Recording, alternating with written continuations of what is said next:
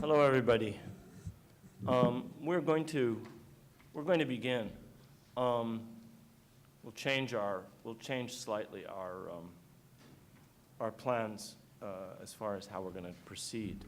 Let me begin by welcoming you all to this unusual and we hope fruitful event entitled "The Politics of Life and Death: Post and Decolonial Encounters, Palestinians, Kashmiris, Tamils." I am Rashid Khaldi. I'm the co-director with Nadia Abul-Hajj, who is here and is participating, of the Center for Palestine Studies.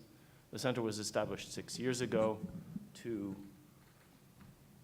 take advantage of the fact that we now have permission to narrate. We're now allowed to speak about Palestine in the 21st century, something which wasn't the case when Edward Said wrote his famous essay entitled "Permission to Narrate," published in a volume, I think over 25 years ago. So taking advantage of that opportunity and hopefully widening the conversation, the center has run a whole series of events.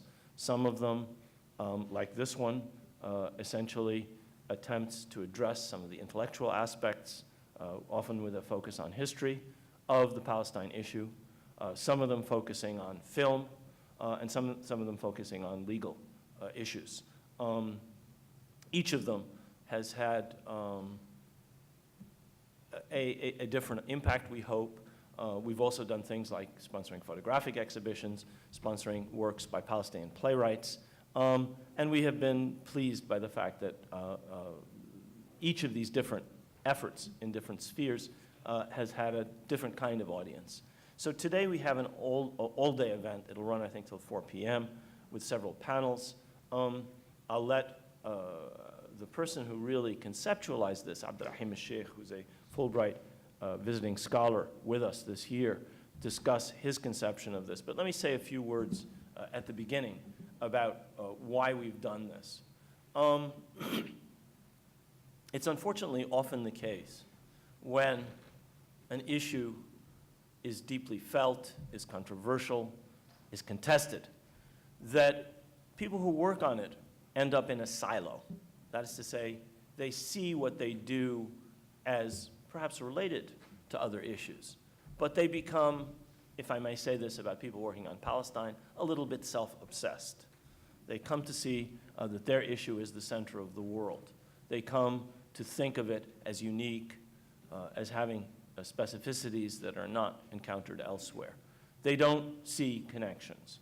And one of the things that the center has tried to do, and I think one of the major things that this symposium today is trying to do, is to break out of that silo, to break out of those ideas that the Palestine issue or any other issue is unique and is not, in fact, deeply connected to a whole series of other issues. This has been one of the greatest impacts, I think, of not just scholarship, but also to some extent activism in the past decade and a half.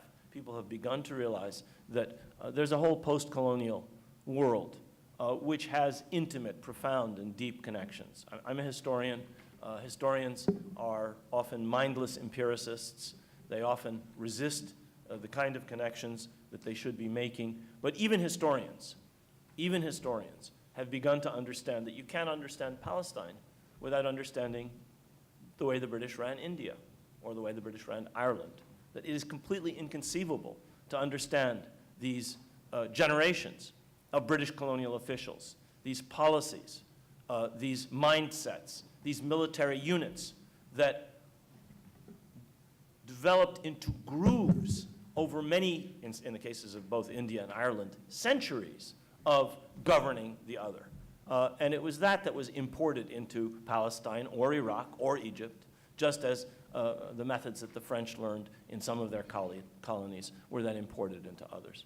So one of the things that historians have done is to begin to understand that, for example, in the 1930s, people in Palestine were looking both to Ireland, and in the 1920s and even before, people in Palestine or Egypt or other places were looking for examples to liberation movements and political currents in India, in Ireland, and in other parts of the colonized world. They saw what a lot of scholars more laterally, more recently, failed to see, the profound connections. And that's just one discipline, that's history. There are other disciplines that are a little more open to this kind of thinking, and one of them is Abdurrahim's discipline. He's a cultural historian, he's a cultural studies and literature person, but he has the kind of background that I think you're going to see enabled him to put together this remarkable symposium. Now, it deals with Palestinians, Kashmiris, and Tamils, and these are particularly apposite and particularly appropriate groups to be looking at together in terms of these post and decolonial encounters, in terms of the politics and of life and death. But it's very easy to find similar parallels that could well be explored. More and more people are thinking of Palestine in terms of indigeneity, which immediately brings up every other colonial settler project in the modern world, whether this is the colonial settler projects that have turned North America into English and French-speaking countries, Canada and the United States, whether this is the post-colonial world of Latin America, which have turned those regions into Portuguese and Spanish-speaking regions of the world, or whether this is Australia, New Zealand, or other less successful settler colonies like Algeria or South Africa. That's a prism through which Palestine never really was understood before, and today is increasingly being seen. There are many other ways of looking at this. Another way would be in terms, very bluntly and very simply, in terms of policing. The methods that are used in a place like Ferguson and the methods that are used in a place like Dheisheh actually have remarkable similarities. And it's not just because American police chiefs are often trained by Israeli paramilitary forces. It's not just because there's a transfer of technology or there are Israeli companies that have honed their skills in decades of controlling, managing, and repressing Palestinians that are peddling their wares all over the world. It's because these post-colonial situations in colonial settler environments, in fact, have profound similarities for all their differences. Ferguson is not Dheisheh, Kashmir is not Palestine. But what we're going to see today, we hope, is some of the ways in which we can make profound and I think intellectually rigorous comparisons and understand some of the trends that cross enormous distances between, in this case, different parts of South Asia and the specific part of the Middle East that we're talking about. So what we're going to do today is the following. Abdurrahim will come up now and say a few words about the conception of this project. Then I will ask the panelists, then the panelists will follow that and will take their places up here at the podium. My colleague, Gilin Najjar, another one of the stalwart faculty members who has made the Center for Palestine Studies function over the past several years, will be the moderator of that panel, and he will introduce the panelists. So let me ask you to join me in welcoming Abdurrahim al-Sheikh, who's going to start the symposium.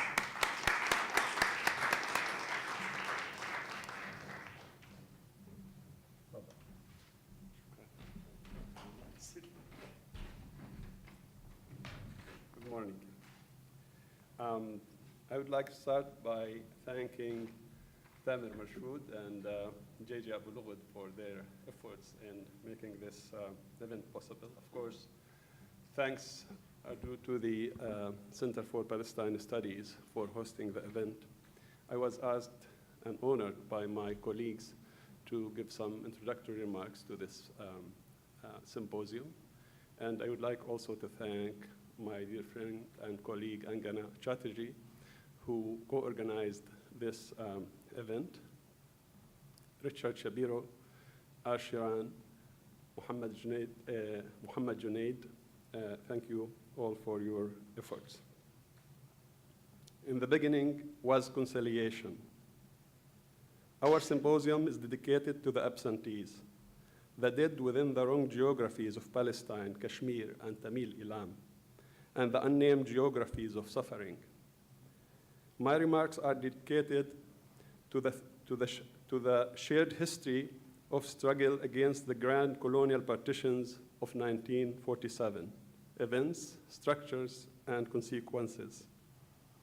Reading our symposium summary, one may notice three missing items: times, geographies, and perpetrators.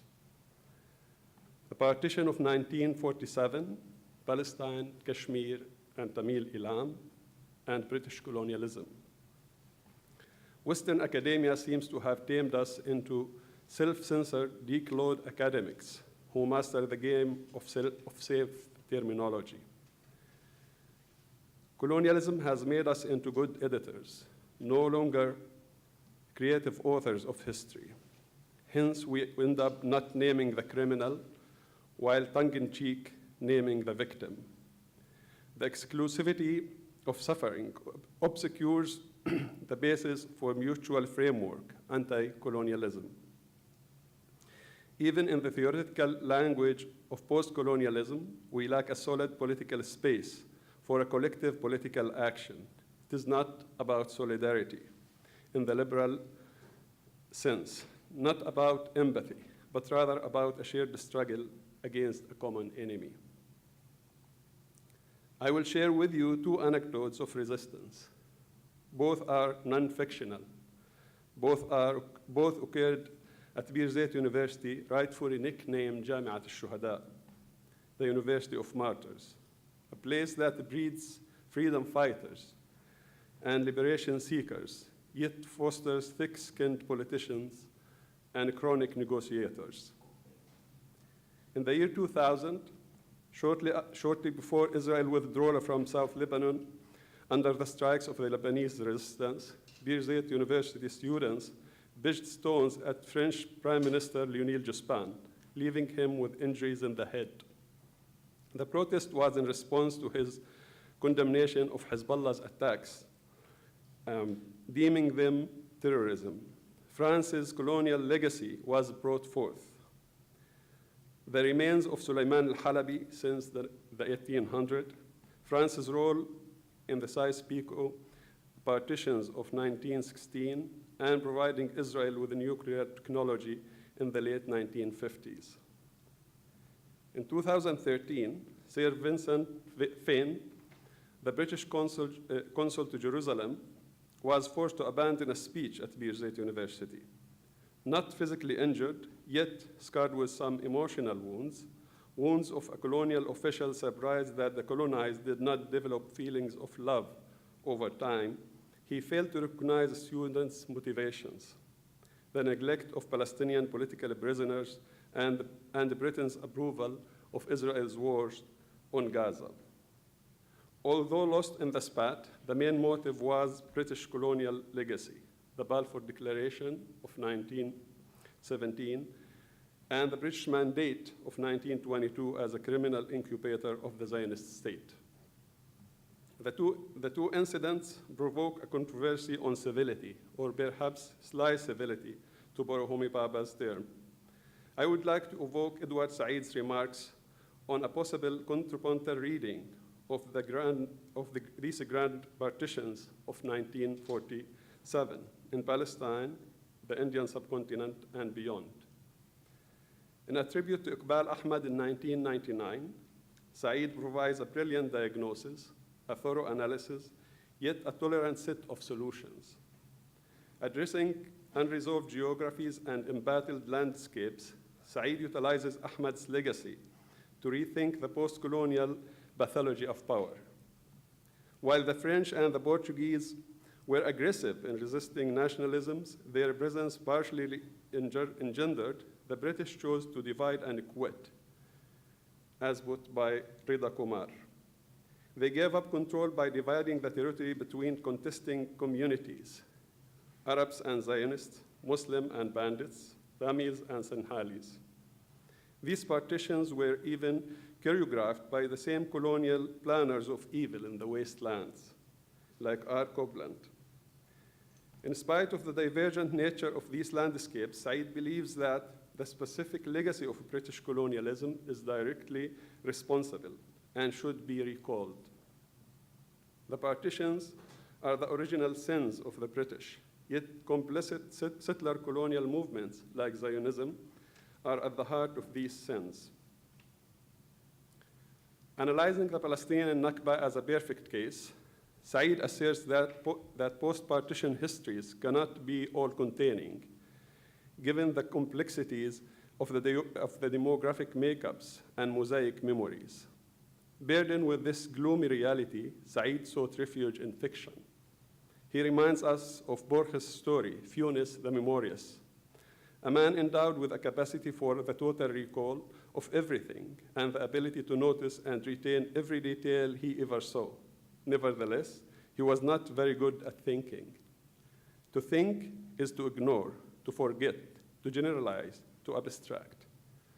Said's critique of Funes is to denounce the mythos of national memories and warring identities within partitioned landscapes paralyzed into immobility. Said's archetypal model is South Africa's Truth and Reconciliation Commission that managed to partially forget the past without reducing its dissonance. He praises the role of the intellectual collective in rewriting histories and fostering counter-memories. Said advocates legal secular struggles without, Said advocates legal secular struggles without falling into the trap of Funes' nightmare, total recall or amnesia.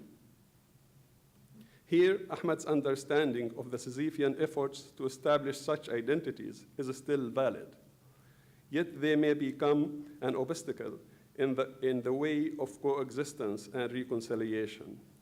To disavow exclusive non-identities, Said recalls Fanon's prophecy of the need to convert national consciousness into social consciousness. In addition, he brings forth the works of Burnell, Hobsbawm, and Whitlam on centralizing memories, inventing traditions, and silencing histories. To isolate the idea of cognitive dissonance of partitioned landscapes, Said seeks insight from Lukács and Gramsci. However, he omits the colonial effect and deals with the problem as a purely local phenomenon of warring identities as if they were national choices. Said's appeal to work through the problem rather than resolving it by acknowledging the irreducible nature of human heterogeneity seems more of an initiative to administrate the status quo and to normalize the de facto rather than changing them. As I learned from the work of my dear friend Richard Shapiro, I am afraid that Said's deployment of European intellectuals and prototypical theorists of reconciliation of identity offers little aid to redeem our partitioned realities. Lukács's spheres of totality, Gramsci's geographical awareness, and Said's usual suspect, Adorno, stand short to convince a settler that he has no right to pillage the olive harvest of my family at gunpoint in my hometown of Jerusalem, to stop a colonizer from converting agricultural land for non-agricultural purposes in Junaid's hometown of Islamabad, or to appeal to a savage not to set ablaze the greatest Tamil library in Shiran's hometown of Jaffna, for books there are also flammable. Said stresses Ahmad's notion of battling identities as communities of suffering, which bears a great resemblance to Mahmoud Darwish's notions of humanizing history, sharing the land of the myth, if sharing the myth itself is not attainable. For Said, only through remembrance can painful memories be overcome and forgotten, and new types of universalism applied. Rationalizing injustice in universal liberal terms reduces the struggle to a dispute between two equals. Some Zionists even claim that, quote, "It's not like Western film, but like a Greek tragedy. Tragedy is not a conflict between light and darkness, between justice and crime. It is a clash between total justice and total justice." Well, it's not, and will not be. There is no conflation between monstrous Sparta and burning Troy. There is no conflation between blossoming Tel Aviv and burning Gaza.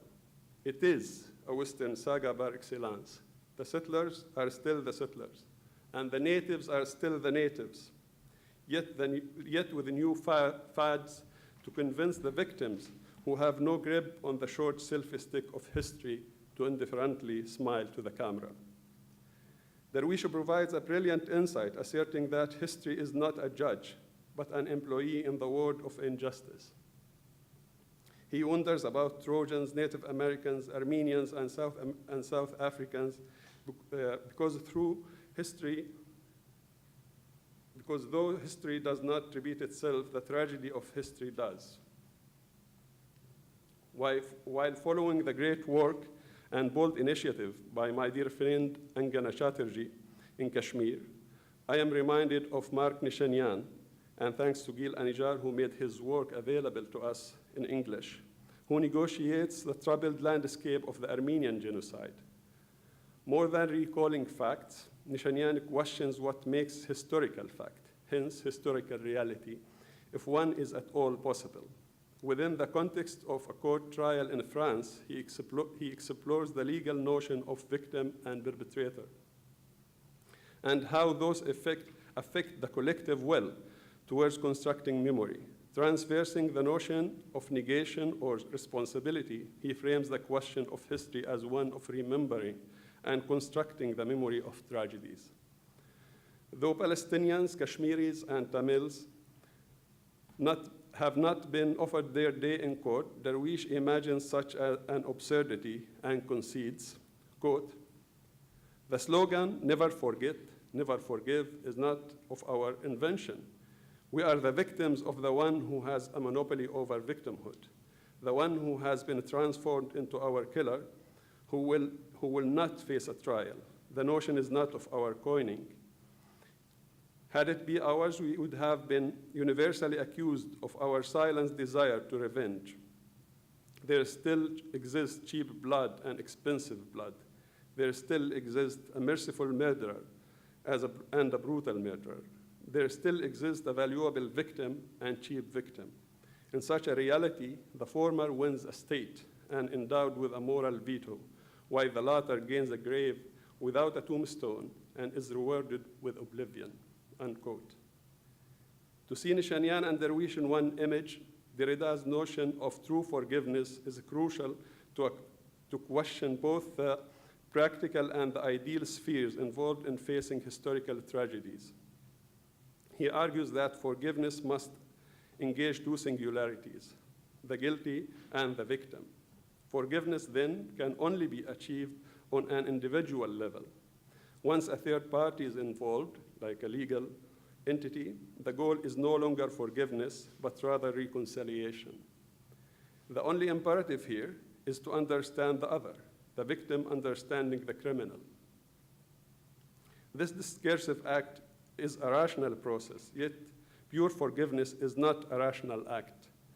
Derrida does not argue against reconciliation as part of national healing. He attempts to divorce it from forgiveness as he describes the purity of forgiveness in lieu of national calamities. I wonder if the victim is capable of providing the perpetrator of moral aid. The answer is yes, only if the latter acknowledges the victim. The history of tragedies is also a history of blaming the victims. From Golda Meir's infamous statement that, quote, "Peace will come to the Middle East when the Arabs love their children more than they hate Israeli soldiers," unquote, to the current hypocrisy of balanced positions not to harm the moral equivalency between the pen and the sword. To conclude, the persistence of the colonial crime in Palestine, Kashmir, and Tamil Elam is still apparent in many layers, fostering power imbalance, the economic, military, and intelligence coordination, and the lasting political support, including conflating national resistance with global terrorism and vetoing UN resolutions that condemn the criminal regimes of Israel, India, and Sri Lanka, to speak to the political rights of statehood, retain, and self-determination. Reconciliation without conciliation is an apportion of justice, a crime in itself, absolving colonialism from its sins and responsibilities. We Palestinians, Kashmiris, Tamils, and people in solidarity demand conciliation before reconciliation. Addressing conciliation is redeeming native modernities, destroyed spaces, depopulated towns, uprooted trees, burned libraries, assaulted dead, and grieved cemeteries. For each and every grand narrative starts with a sin, and progress is only attainable through redemption. The indigenous people should not pay the price of a sin to which they pleaded not guilty. It is the mother of all sins to ask us to conform to the universal truths as a price to be recognized, while the mere truth of our existence is denied. I salute all of you for your commitment to achieve conciliation before reconciliation between the living and the dead. Thank you.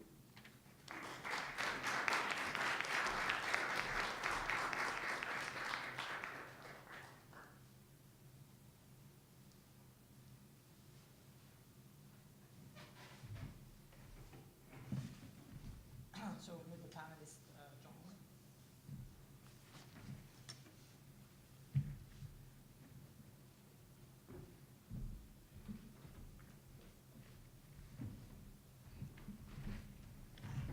How are you?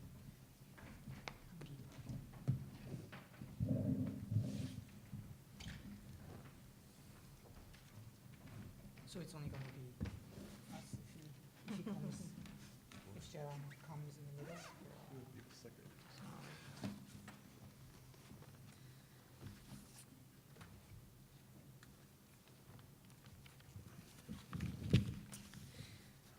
I'll say that I'm very happy to be here. I will also remind you that many years ago, Colombia was compared to Birzeit, called Birzeit on the Hudson.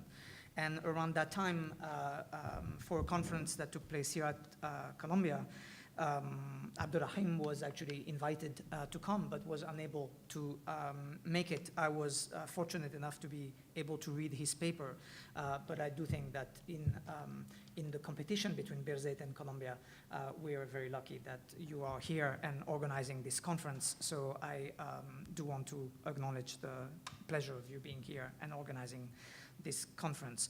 I will be brief in introducing maybe the three speakers, and hopefully Sharon will come. So Angani Chatterjee is co-chair of Political Conflict, Gender and People's Rights Project at the Center for Race and Gender at the University of California at Berkeley. She's a cultural anthropologist who works on political conflict, and I will skip her publications and other achievements in the interest of speed. Our second speaker is supposed to be Sharon, who is associate professor in the Department of Sociology, Anthropology, and Criminology at the University of Windsor.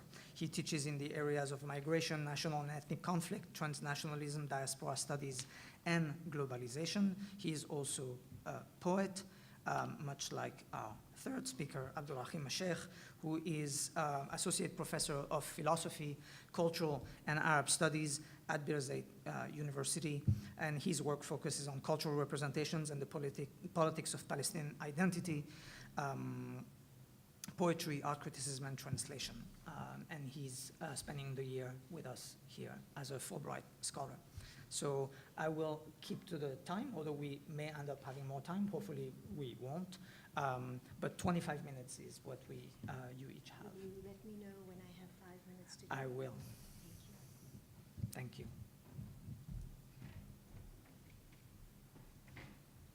Abed, is this yours? Yeah, you can just unplug it. Then I will want to put mine on yours.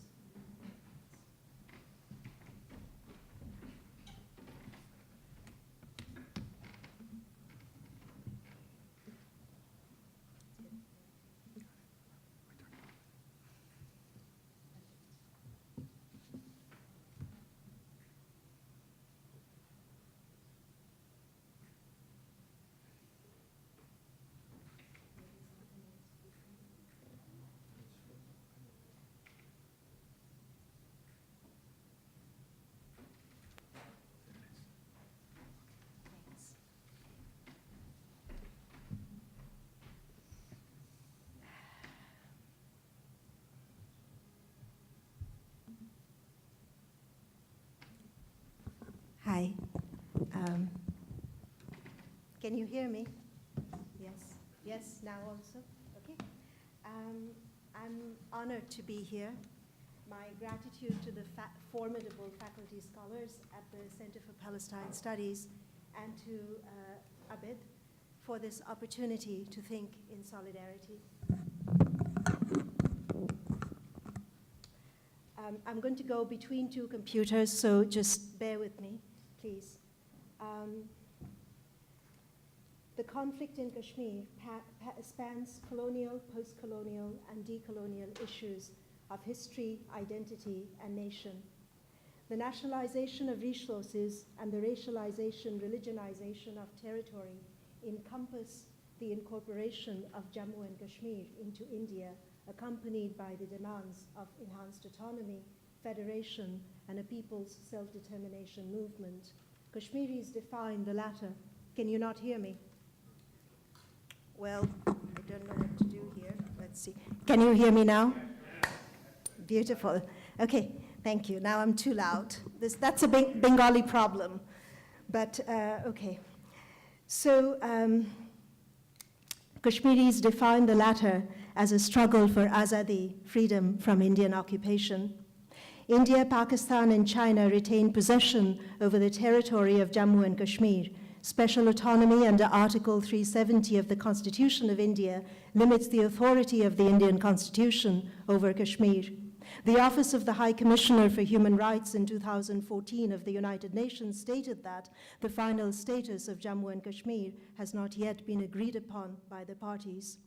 Kashmir's population includes the majority Muslim community and Hindu Pandits, a local minority, among others. The conflict has been ongoing since 1931. With the establishment of the All India Kashmir Committee and the July Uprising, and thereafter since October 1947. The period between 47 and 87 saw the emergence of a people's movement for the right to self-determination through nonviolent action.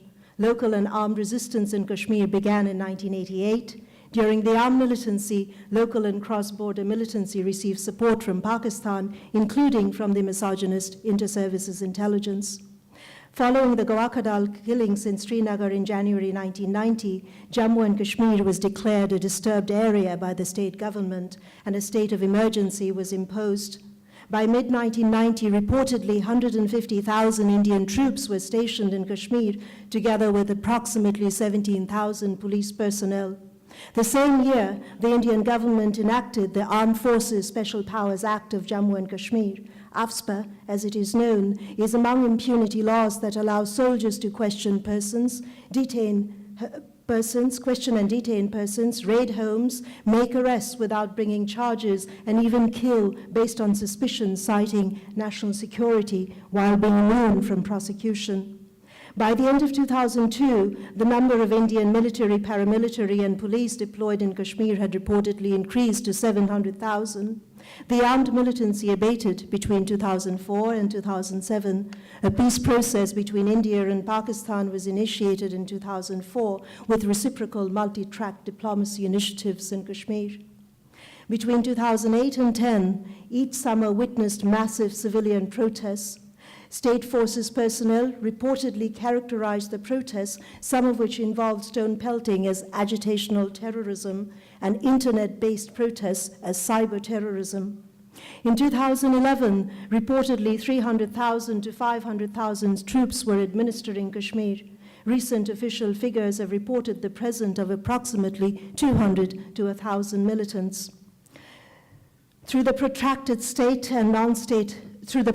conflict, state and non-state armed actors have committed atrocities against the civilian population. During cordon and search operations, Indian forces routinely and indiscriminately have detained men, searched and burned homes. Sexual violence, including rape and mass rape, as in Konanposhpura in 1991, has been used by the Indian forces to punish and humiliate communities in militancy prevalent areas as a repeated technique and method of retribution and subjection. There have also been reports of women and girls abducted and brought to soldiers' camps where they have been held for sexual slavery and often killed after.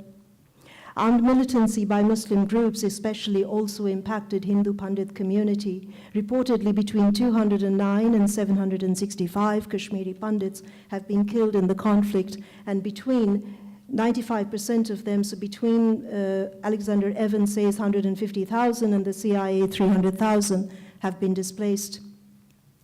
Militants reportedly use coercion against victimized survivors, including spouses of the involuntarily disappeared, termed half-widows, prohibiting them from pursuing cases for compensation and other engagement or negotiations with the government.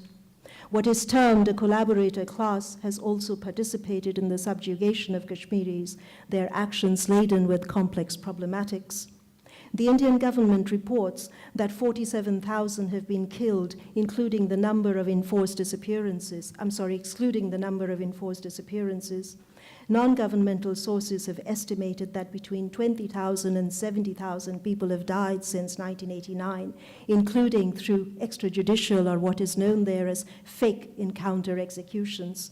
More than 8,000 have been involuntarily disappeared. Kashmir's population lives with recurrent trauma, according to local psychiatrists, and with a very high rate of suicidal behaviors.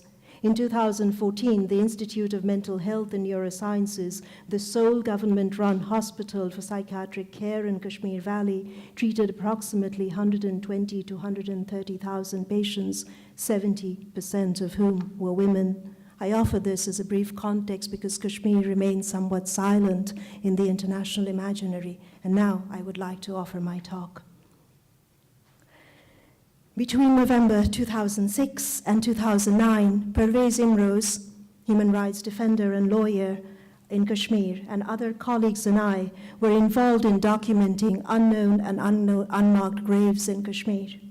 In 2008, Imroz and I co-founded the People's Tribunal in Kashmir with others. I am of Kolkata, raised socialist, of mixed caste parents of Hindu descent, a feminist, an anthropologist, grown in a family who are also Muslim, Dalit, and Catholic. My journeys to Kashmir were transactions with history overlaid on this canvas. Based on investigative research, and here,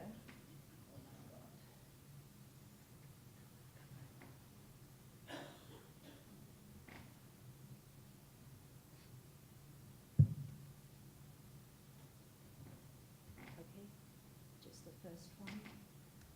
Slideshow. Start. Amazing. Based on investigative research in 55 villages in 3 districts, we published a report, Buried Evidence, Unknown, Unmarked, and Mass Graves in Kashmir in December 2009, documenting the existence of 2,700 unknown and unmarked graves, including mass graves, that contained more than 2,943 bodies. Over 450 media sources from the New York Times, the Times of India, and Kashmir Times reported the findings. How do I close it? Don't look at it now. I don't want to close it and start it again. Just don't look at it. Mourning the dead is habitual and political practice of life in Kashmir. The conventional and recognized cemeteries that hold Kashmir's dead are maintained and cared for by local people and organizations. Alongside these cemeteries are other clandestine graveyards, often unnamed, unmarked, undecorated. They exist amid habitations next to schools and homes, by the roadside and town square, in prayer grounds and forests at the edges of fields, across rural and urban landscapes. The graves, markers of proximate death, function as endangered archives imprinted with gendered violence, grief, and loss across shifting political and metaphoric ruptures. They story multiple and contested meanings and relations between actual death, physical death, material death, and death-boundedness, as lived by Kashmiri subjects that resist and reside amid the dialectic of social and actual death. My talk seeks to honor the transformative and decolonial scope of the task performed by Ata Muhammad, a gravedigger and caretaker of unknown graves at Chehal Bimiyar in Baramulla, who just passed away recently. The largest district in Kashmir with respect to population and area, and a place with a heavy military presence. The talk is a very first step in exploring networks of individual and communitarian remembrances that enunciate the effect of the graves as markers of actual and social death on everyday life in Kashmir. It is an examination of the ethics of access and engagement with material artifacts held by these graves. In doing so, I hope to engage Abdul Jan Muhammad's elaboration of the death-bound subject, social death, and the dialectics of death, and among others, Orlando Patterson's elaborations of social death in slavery. In locating the intersections and distinctions between death-boundness and death, I seek to decipher their relevance to the Kashmiri condition. I'm indebted to conversations with Atta Muhammad, Pervez Imroz, Zahiruddin, Khurram Pervez, and Abdul Jan Muhammad, Paula Baketa, Jyoti Puri, and Richard Shapiro. Jan Muhammad marks the death-bound subject, the subject who is formed from infancy onward by the imminent threat of death. Orlando Patterson marks social death, the condition of people not accepted as fully human by wider society.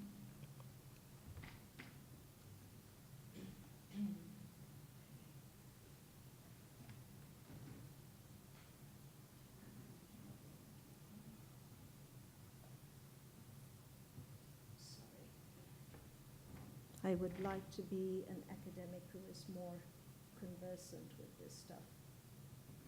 Yes, okay. In June, how many minutes do I have? You have 15 minutes. Okay. In June 2008, Atta Muhammad, then 68, stated to Imroz and myself that he had buried 203 bodies on a hill adjacent to the Jhelum River between 2002 and 2006. The police delivered these bodies to him primarily after dark. Muhammad stated that the bodies appear in his dreams in graphic detail, and I quote, "I have been terrorized by this task that was forced upon me. My nights are tormented, and I cannot sleep. The bodies and graves appear and disappear in my dreams.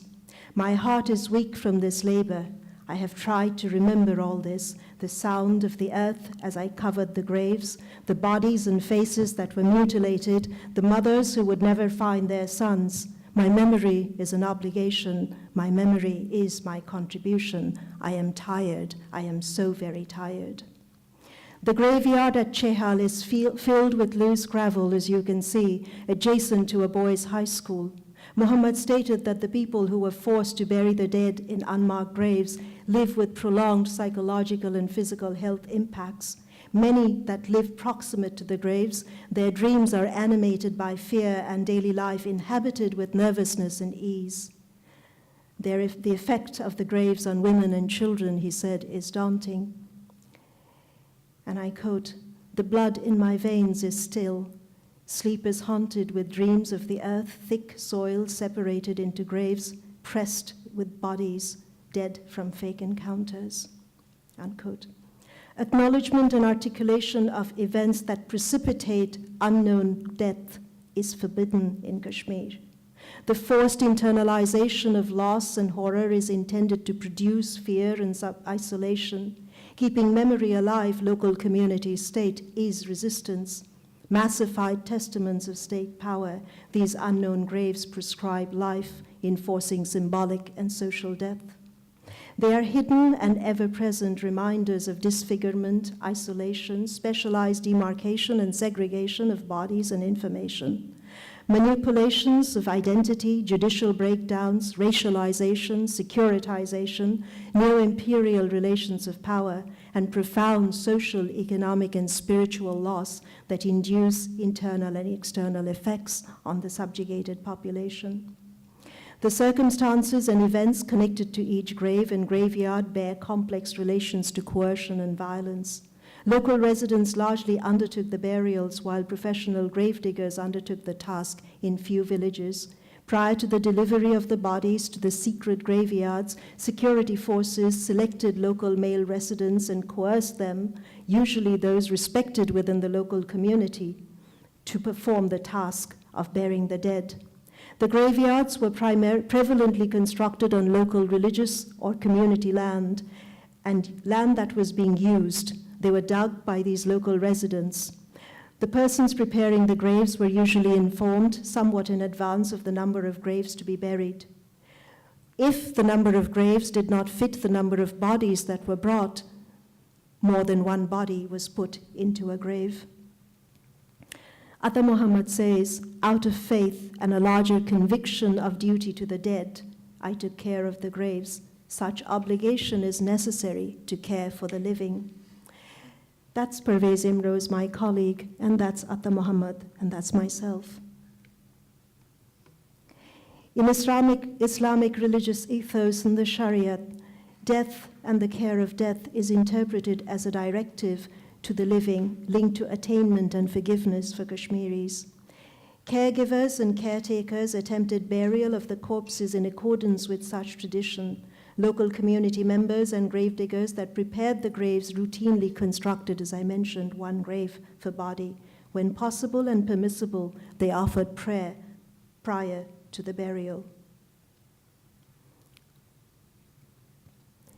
They did not prioritize whose body was being inhumed and its possible identity and affiliation, political affiliation or non-affiliation. Ordinary people often remember and mourn the cadavers as bodies of martyrs.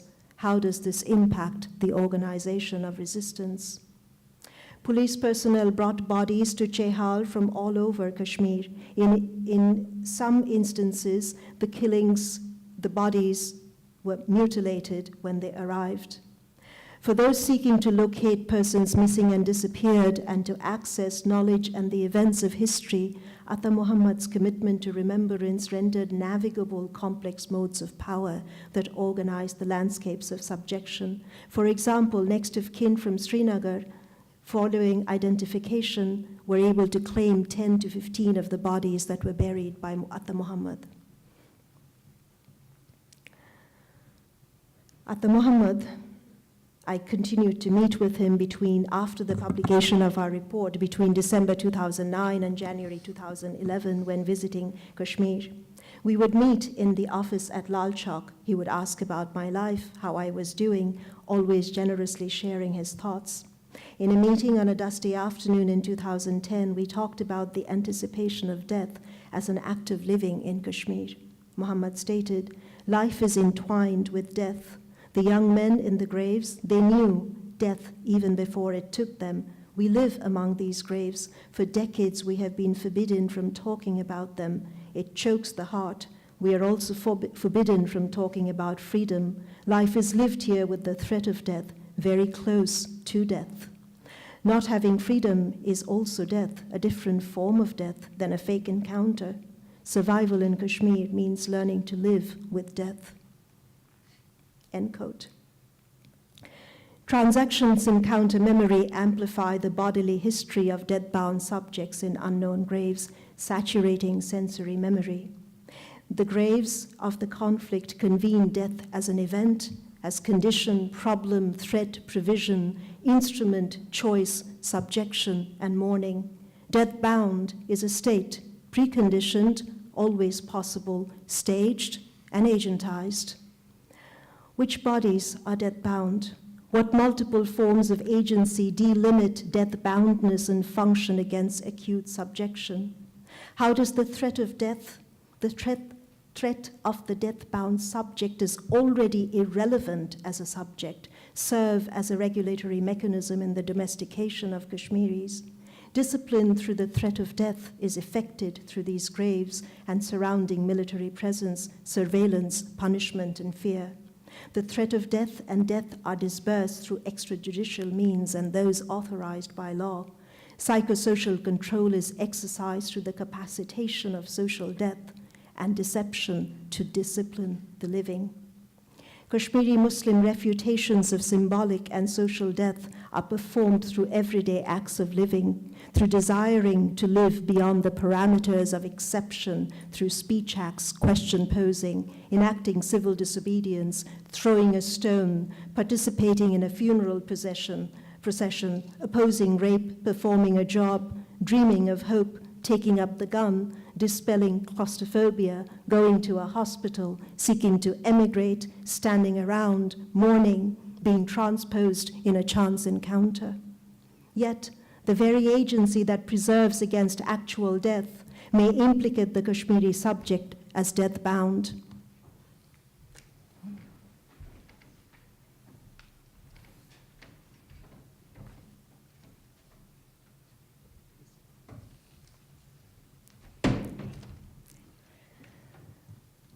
Yet, the very agency that preserves against actual death may implicate the Kashmiri subject as death-bound.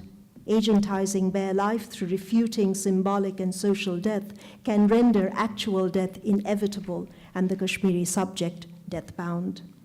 The Kashmiri is normalized as India's internal enemy and as an outsider. Execrated as violent with allegiance to an entity other than India, Kashmiris are the intimate and viral other who can never fully be trusted or assimilated into the nationalist norm to become obedient national subjects. In the place of no trust, diverse techniques of state contain Kashmiris to bare life. I use Agamben here. This is a space of negation, a cultural milieu where freedoms are curtailed, non-derogable rights are revoked, and political and psychological discourses of sedition, torture, death, and fear of death to murder are generatively circulated. The unknown graves of Kashmir are a living monument, a symbolized domain to the actuality of bare life and the need for resistance. They evidence the state of death and exchanges between life and death that require negation. In buried evidence of those 2,700 unknown graves, records were available only for 49. 5 minutes, yes, only for 49. And from the records, we found that all 49 had been buried and listed in police records as foreign terrorists. From the records, we were able to establish all 49 as Kashmiris, all civilian, and one a self-identified militant, none of the outside or from the outside. I just wanted to mark that. I also wanted to mark that during the course of the investigation, Atta Muhammad and so many others that aided us were harassed and threatened by the police, and that threat continued beyond the publication of buried evidence. Pervez Imroz and I were detained. An article that I published in Zahiruddin, the editor then, in his newspaper, The Ethelath was shut down. I was charged with sedition.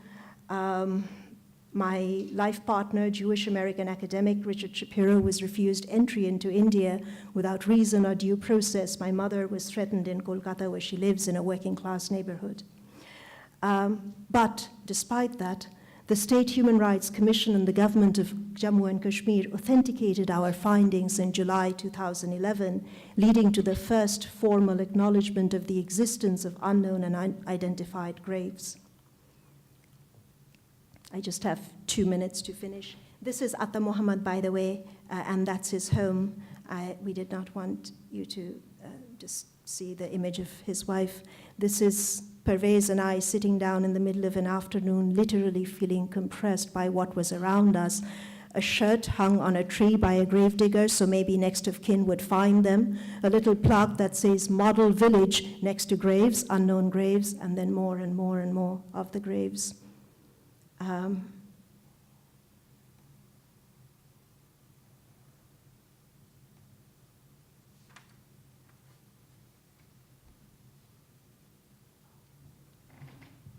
This was a body that had recently been brought.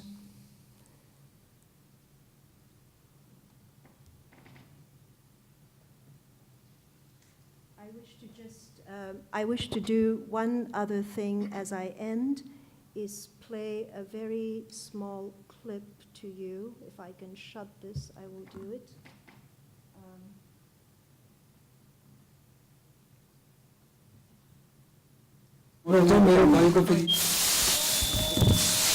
मेरा नाम जावेद अहमद भट्ट। हाँ जी। मैं श्रीनगर में रहता हूँ, हाँ जी। कैलाशपुरा शिमशवारी। ये आप देख रहे हैं यहाँ पे, ये ग्रेवयार्ड है, यहाँ पे मेरा भाई यहाँ पे इस वक्त सोया है। मेरे भाई को फिर मेरा नाम जावेद अहमद भट्ट। हाँ जी। मैं श्रीनगर में रहता हूँ, हाँ जी। कैलाशपुरा शिमशवारी। ये आप देख रहे हैं यहाँ पे, ये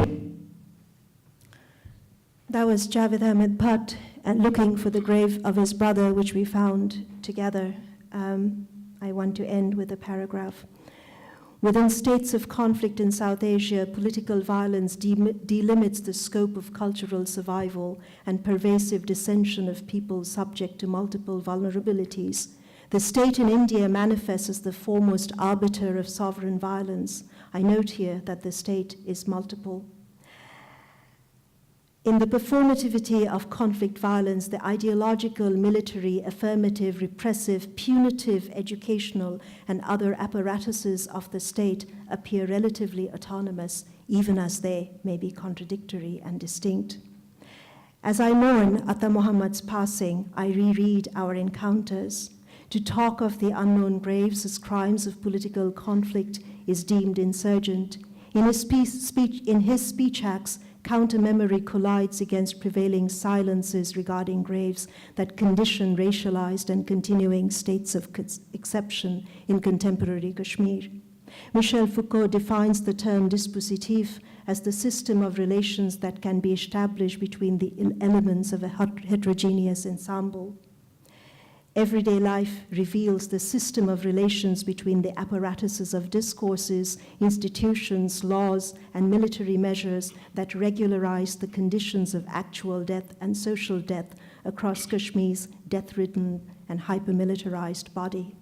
Through summer heat and winter snow, across interminable stretches of concertina wire, segregated roads and broken bodies, assemblages of war, unceasing civil disobedience, and the literal and figurative checkpoints, the dust settles only to rise again. For people that reside among unusual death and the unknown graves, remembrance and mourning are habitual practices in life and alive as resistance. Thank you.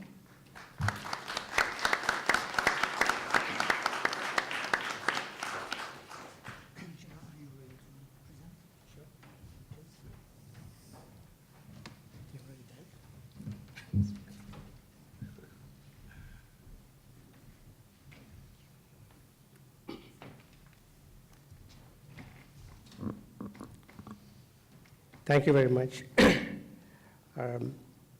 I'm sorry that I came late here because I had to convince the US immigration that I was a good terrorist.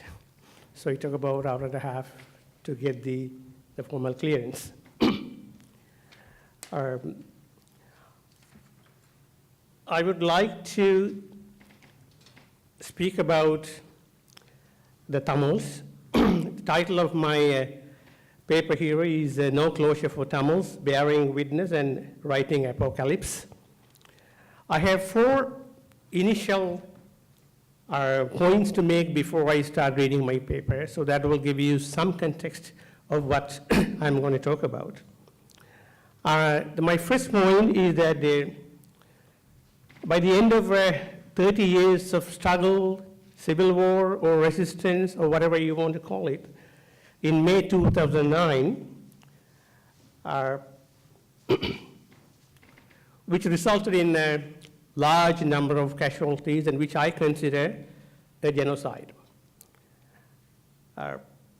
While 2 important points that we need to note is that it was also the failure of UN at the time. UN had all the information and the UN had a chance to receive all the information before, and then they couldn't do anything. In fact, I could go on and argue that, at some point, at some level, UN was also complicit. And number 2, the end of the war, it took place with the active support of India, Pakistan, Israel, the United Kingdom, China, and the United States of America. So you see there the very strange characters involved, even though they might be fighting among themselves, but in this particular context, they were all aligned. So that was the first important point I want I want you to remember. The second one, I have been involved in this struggle, the whole thing for the past 35 years. First, as an activist and an artist and a poet, and second, as a journalist, and third, as a sociologist and a social scientist who had been doing a lot of research and writing on these issues and in this area. So I'm going to be speaking not as a sociologist, not as a writer, not as a journalist, but rather I'm going to be speaking from multiple locations that would incorporate several of my perspectives. And my third point is what happened to the Tamils is, in Tamil I call it Uri. There is no adequate translation available in English to describe the meaning and the depth of that particular word, but a word that comes closer to that meaning is apocalypse. So why I call it an apocalypse is it is actually the combination of both a genocide and a tragedy in a Greek sense. It's a genocide because, I will tell you more about that, why it's a genocide. And why it is a tragedy in the Greek sense is that it is not only the involvement or the activities of the Sri Lankan state or the international community, but to a certain degree, it was also, we were also part of because of our missteps and because our disregard for humanity and our suffering, and in a way, our unconditional belief in a pure militaristic approach at the expense of civic politics. So I think that has contributed in what I call a kind of a tragedy. So we are mixing tragedy and genocide, and then we end up calling it an apocalypse. My fourth point that I want you to remember is this paper is a combination of autoethnography, critical analysis, and how art, theater, and poetry can represent the unrepresentable. How can it suture the open wounds of fragmented narratives, and traumatized memories? So this is the backdrop of what I'm going to read to you. I start with a quote by Heinrich Heine, the German writer: "Where they have burned books, they will end in burning humans." 30 years ago, actually 35 years ago, after witnessing the burning of Jaffna town and its reputed public library by the Sri Lankan security forces, I wrote a poem titled "The Second Sunrise." The title was an obvious reference to the liberticide committed by the Sri Lankan state forces. It was also the title of my first anthology of poems. I was an undergraduate student at the University of Jaffna and I was active in student politics. A group of my friends and I were staying at the 5th floor of the Balasingham Hostel for men, located at a short distance from the main buildings of the university. It was sunset, and we could see heavy smoke billowing from the direction of Jaffna town. Initially, we had no idea of what was burning. Then the story spread like another wildfire. The entire Jaffna town, including the library and the offices of a Tamil language newspaper, had been set on fire. We rushed to the town but could not make much headway because of the presence of Sri Lankan soldiers. By the time we managed to reach the library, in the morning, the burning was complete. The historic edifice with 97,000 volumes of books, invaluable old manuscripts, and archival material was in ashes. Father David, a polyglot and ardent lover of the Jaffna Public Library, and a great man of letters, saw the burning of the library from the second floor of the Jaffna bishop's house, and he died of a heart attack. We saw hundreds and hundreds of people walking towards the library from all directions in shock. Sri Lankan security forces that were brought specifically for the assignment from southern Sri Lanka were stationed next to the library. Several of them were standing on the pavilion seat and taunted us. "Oh, poor souls, don't cry, all is gone, right?" Then they started laughing at the people and began dancing to the tune of Bailar, a popular Sinhala music of Portuguese origins. I had no inkling that celebrating a destruction of a cultural icon then was a harbinger of events to come in the next 30 years. I vividly remember that day. We were helpless and angry.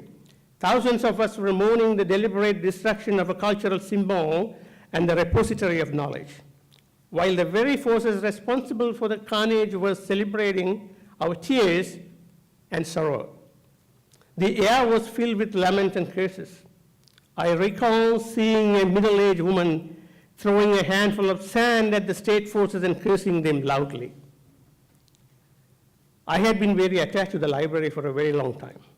When I was a child, my father, a senior Sri Lankan government civil servant, would drop me off at the library's children's section every Saturday morning. As the district land officer in the government secretariat, he always worked on Saturdays. He would pick me up later in the afternoon. Since I was an avid reader, I thoroughly enjoyed the time there and the library auditorium as the place for writers, journalists, artists, and poets to gather for book launches and literary meetings. I still remember the fight I had with the library authorities in the mid-70s. People who did not live within the municipal limits of Jaffna were not allowed to borrow books. As I was from a village far away from Jaffna city, I was ineligible to borrow the books. But I protested. Eventually, a compromise was reached, and I gave them the address of one of my relatives who lived in the town area, and I could use his address and borrow books. The burning of the library, hundreds of shops, the daily newspapers, and the offices of the Tamil United Liberation Front, the political party at the time, was perhaps the public, political, cultural, and violent articulation of the difference by the state. In two other symbolic acts of violence, the forces had broken the statues of great Tamil poets in the city of Jaffna. Whether the forces knew the importance of the statues were not clear. However, the statues might have been perceived as culturally important for the other, and therefore breaking them up was necessary. It was a necessary violent act of re-inscribing the differences. The other act was the demolition of the memorial for the 11 people killed in the final day of the International Tamil Studies Conference held in Jaffna in 1974. This memorial has been repeatedly vandalized, destroyed, and now currently it is standing. Commemorating and celebrating our own while destroying and eliminating the other is a pervasive logic of genocide that was frequently deployed by the state. We returned to Jaffna University Student Council after spending several hours in the Jaffna town. An emergency council meeting ensued. For the whole of next week, hundreds of us did not attend classes, opting instead to travel village by village with a message that the time for our national liberation struggle had come. The only Tamil daily newspaper at the time, Mulanadu, that was published in Jaffna at the time, since its office had been completely burned down, there was no longer any reliable media in town. We decided to publish a newspaper in Tamil and English until Ilanadu could resume publication. No printer in the town was prepared to print our newspaper, so we had to rely on old cyclo-style machines to issue our newspaper. Jaffna on Fire was the title of the newspaper. This was formative experience in political journalism and reporting from a war zone for me. Several of my friends, fellow students, and youths from various parts of the Jaffna Peninsula and the East were involved in these activities. Later, several of them became leaders of various Tamil militant groups. It was this moment that catalyzed the nascent Tamil militancy at the time. Most of my friends are now dead, killed by state forces in the ensuing war, or targeted in internecine warfare that took place within the Tamil militants. Some of them disappeared, never to be found. We are still looking for them. A few still live in exile. A handful engaged in the democratic mainstream, quote-unquote democratic mainstream in Sri Lanka. And I, sitting far from where I was born, lament my inability to name all of my friends now. The apocalypse and after.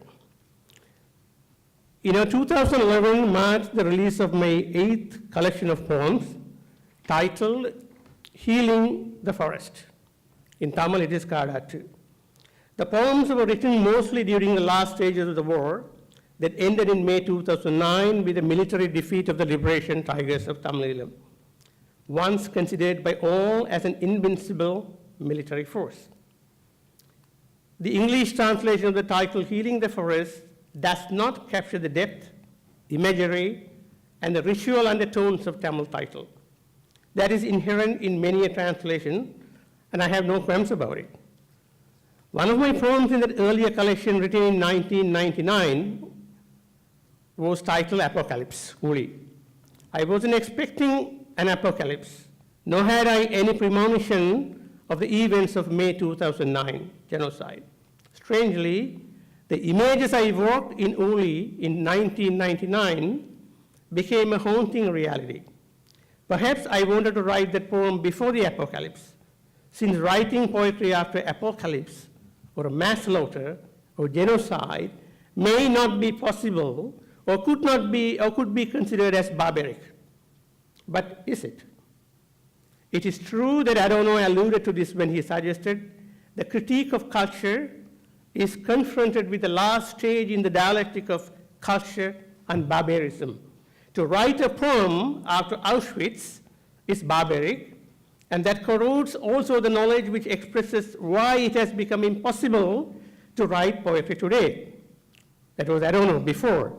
But however, he didn't maintain that conviction for a long time, as evident in his subsequent observation that says, I quote, "Perennial suffering has as much right to express itself as the tortured has the right to scream. Therefore, it may have been wrong to say that no poem could be written after Auschwitz. But what is not wrong is the less cultural question if after Auschwitz one can still live." So the poem Healing the Forest was partly provoked by the horrible slaughter of thousands of Tamils in May 2009, and partly the continuation of the poetic strand left hanging in some of the poems, such as Apocalypse.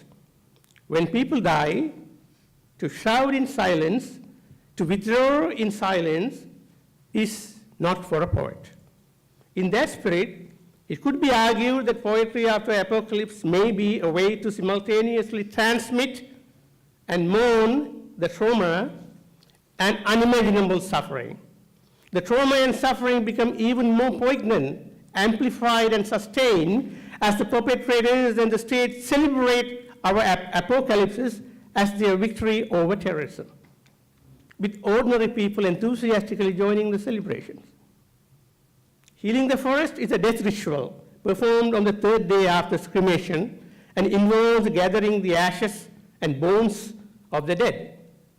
Performing this ritual called Kadatu, or the Healing the Forest, is the beginning of a closure. However, the poem sketches the haunting inability to perform Kadatu, perform the healing of the act of ritual of performing healing the forest, and therefore the impossibility of achieving closure, because no bones, no ashes, you don't know what happened to them. Death and numbers have strange interplay in the Sri Lankan context. For 2 years, the government of Sri Lanka maintained there were no civilian casualties at all, 0 civilian casualties. That was the official policy. Initially, the United Nations did not want to publish casualty figures, although it had information. As the spokesperson of the United Nations Secretary General said at a press conference, the UN was trying to save people. It is not our duty to count bodies, quoting from the UN press release. According to Louis Zabor, the former UN Human Rights Commissioner and the current chair of the International Crisis Group, the UN withheld information that would have forcefully alerted to the world on the impact of civilians of the last chapter of the war in Sri Lanka. Hopefully, the reason for this will be explained in the report commissioned by the UN itself. The report came out called Petrie Report. And if you read the report, the UN officially admits that more than 80,000 people have been, civilians have been killed. But the funny thing about this report is for one of the courses I teach on genocide, I ran the report through the plagiarism program called Turnitin. So the results I got were that large chunks of chapters or paragraphs of this report was plagiarized from the report on Rwandan genocide, like the system-wide failure. So we acted, we forgot to act. Or when we acted, it was too late. It is a sheer plagiarism of this report, that the UN written long time ago about the Rwandan genocide. The same paragraphs still appear in the report on Sri Lanka, why UN systematically failed. So the UN experts' final report later issued after the end of the war estimate that more than 40,000 civilians were killed, and they have upgraded it to 70,000 later. However, in a submission to the Sri Lankan government-appointed Lessons Learned and Reconciliation Commission, the Bishop of Mannar has asked for clarification about the fate of 146,729 people. This is the official number. We do not know. We have no account for. In 2008, the World Food Programme and the government of Sri Lanka had agreed that 350,000 people were living in the war zones. Subsequently, the government began lowering the numbers, and in the final phase of the war, the government had maintained the only 70,000 people were left in the region, and the number parroted by the government media and the Indian Minister of Foreign Affairs and the Indian government, also at some point the US government. So we are looking at the scenario where there were 350,000 people, but the food was sent only for 70,000 people. It was a systematic, deliberate act of genocide, what we call. After the war ended, people streamed out of the war zones, and more than 300,000 Tamils were interned behind barbed wires and in open spaces, giving lie to the official government numbers. The photographs of men and women and children behind those barbed wires are chilling, evocations of various other internment camps all over the world. The UN Genocide Convention of 48 defined genocide narrowly and insists upon a very high number of casualties before the mass slaughter of civilians can be classified as genocide in international law. Genocide is a complex social, political, and cultural phenomenon that should not be measured by a single set of criteria.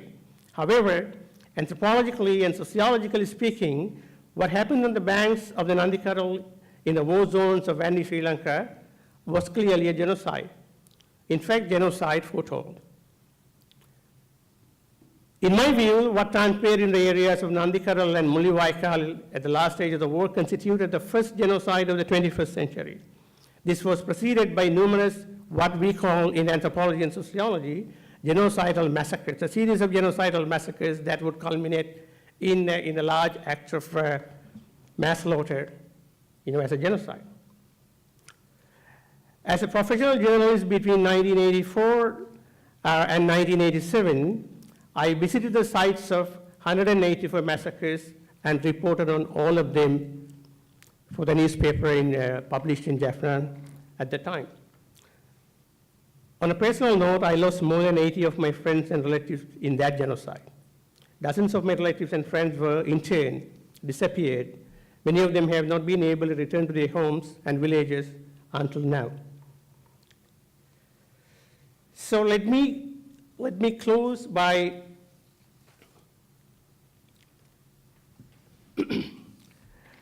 as I said, the closure is not taking place and closure is not there, but a different kind of closure is taking place now. That is what we call enclosure, encampment, and occupation. The number of military camps and checkpoints in the northern east are increasing even after the end of the war. According to military's own statistics, in Jaffna, there are more than 35,000 troops for an estimated 626,329 people. That works out to 1 military person for every 18 people, every 18 civilian. So the government has declared 147 army camps in the Tamil areas as permanent.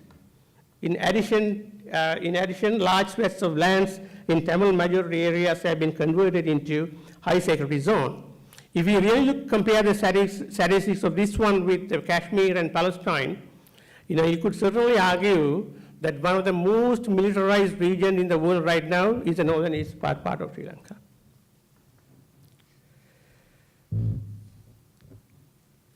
So,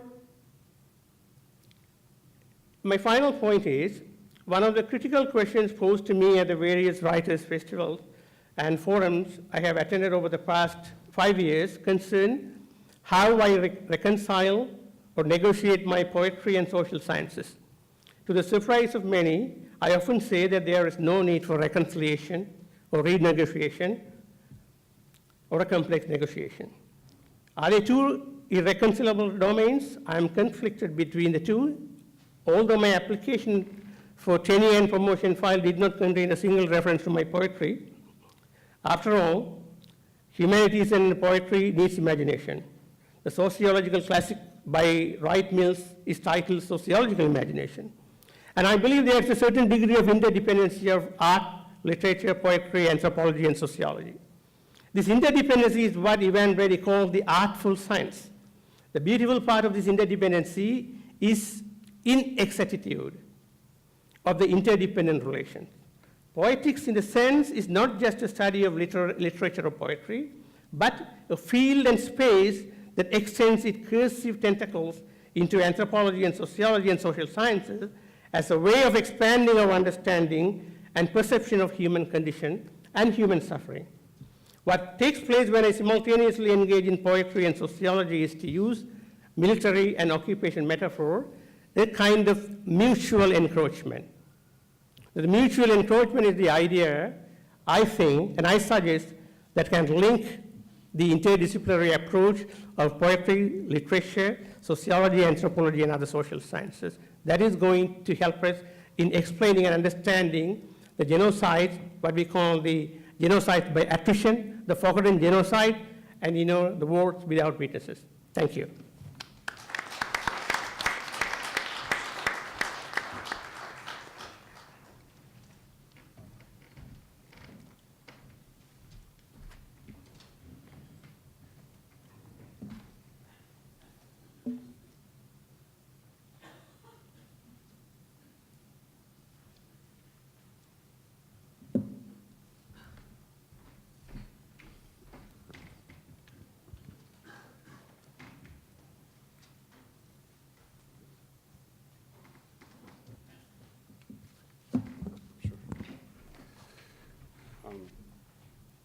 Okay. Thank you in advance for bearing for me for another dose of my slow English this morning. In the minefields of partitioned landscapes, contemplating fieldwork is a luxury, for leaving the minefield alive is one of the supreme research objectives. While fieldwork in Palestine minimizes the proximity between life and death, cemeteries themselves instigate two songs, hope and freedom. This talk narrates serendipities through which hope and freedom are qualified anew. I study the Palestinian cemetery as both heterochronia and heterotopia. In the realm of reconstructing geography and history, whereby making hope possible and freedom attainable for the living and the dead. I avoid terminology of the posts for the sake of native screams.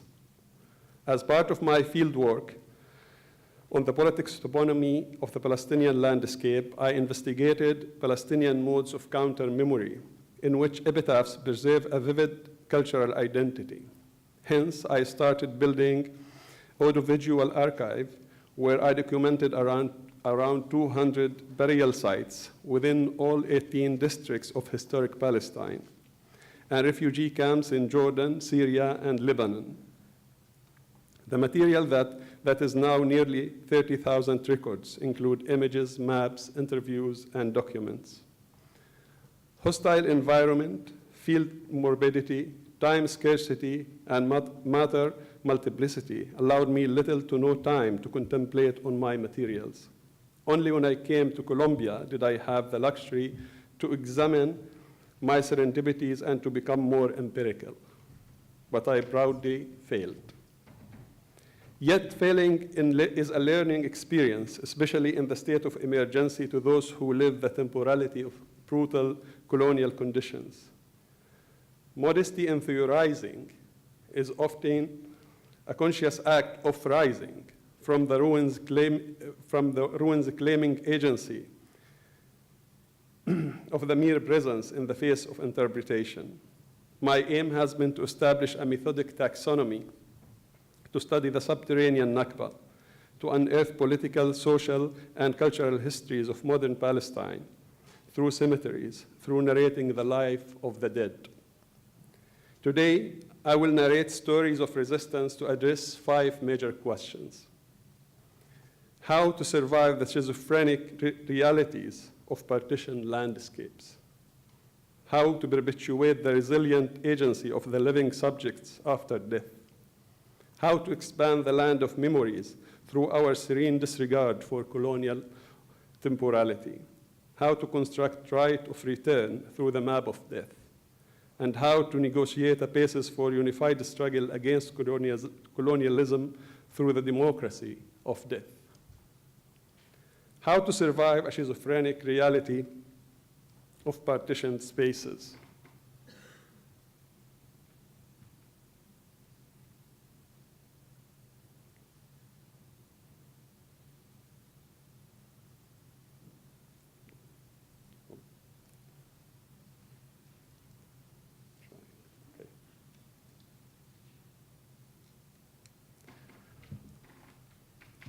Barta'a is an archetypal partition geography at the heart of Palestine.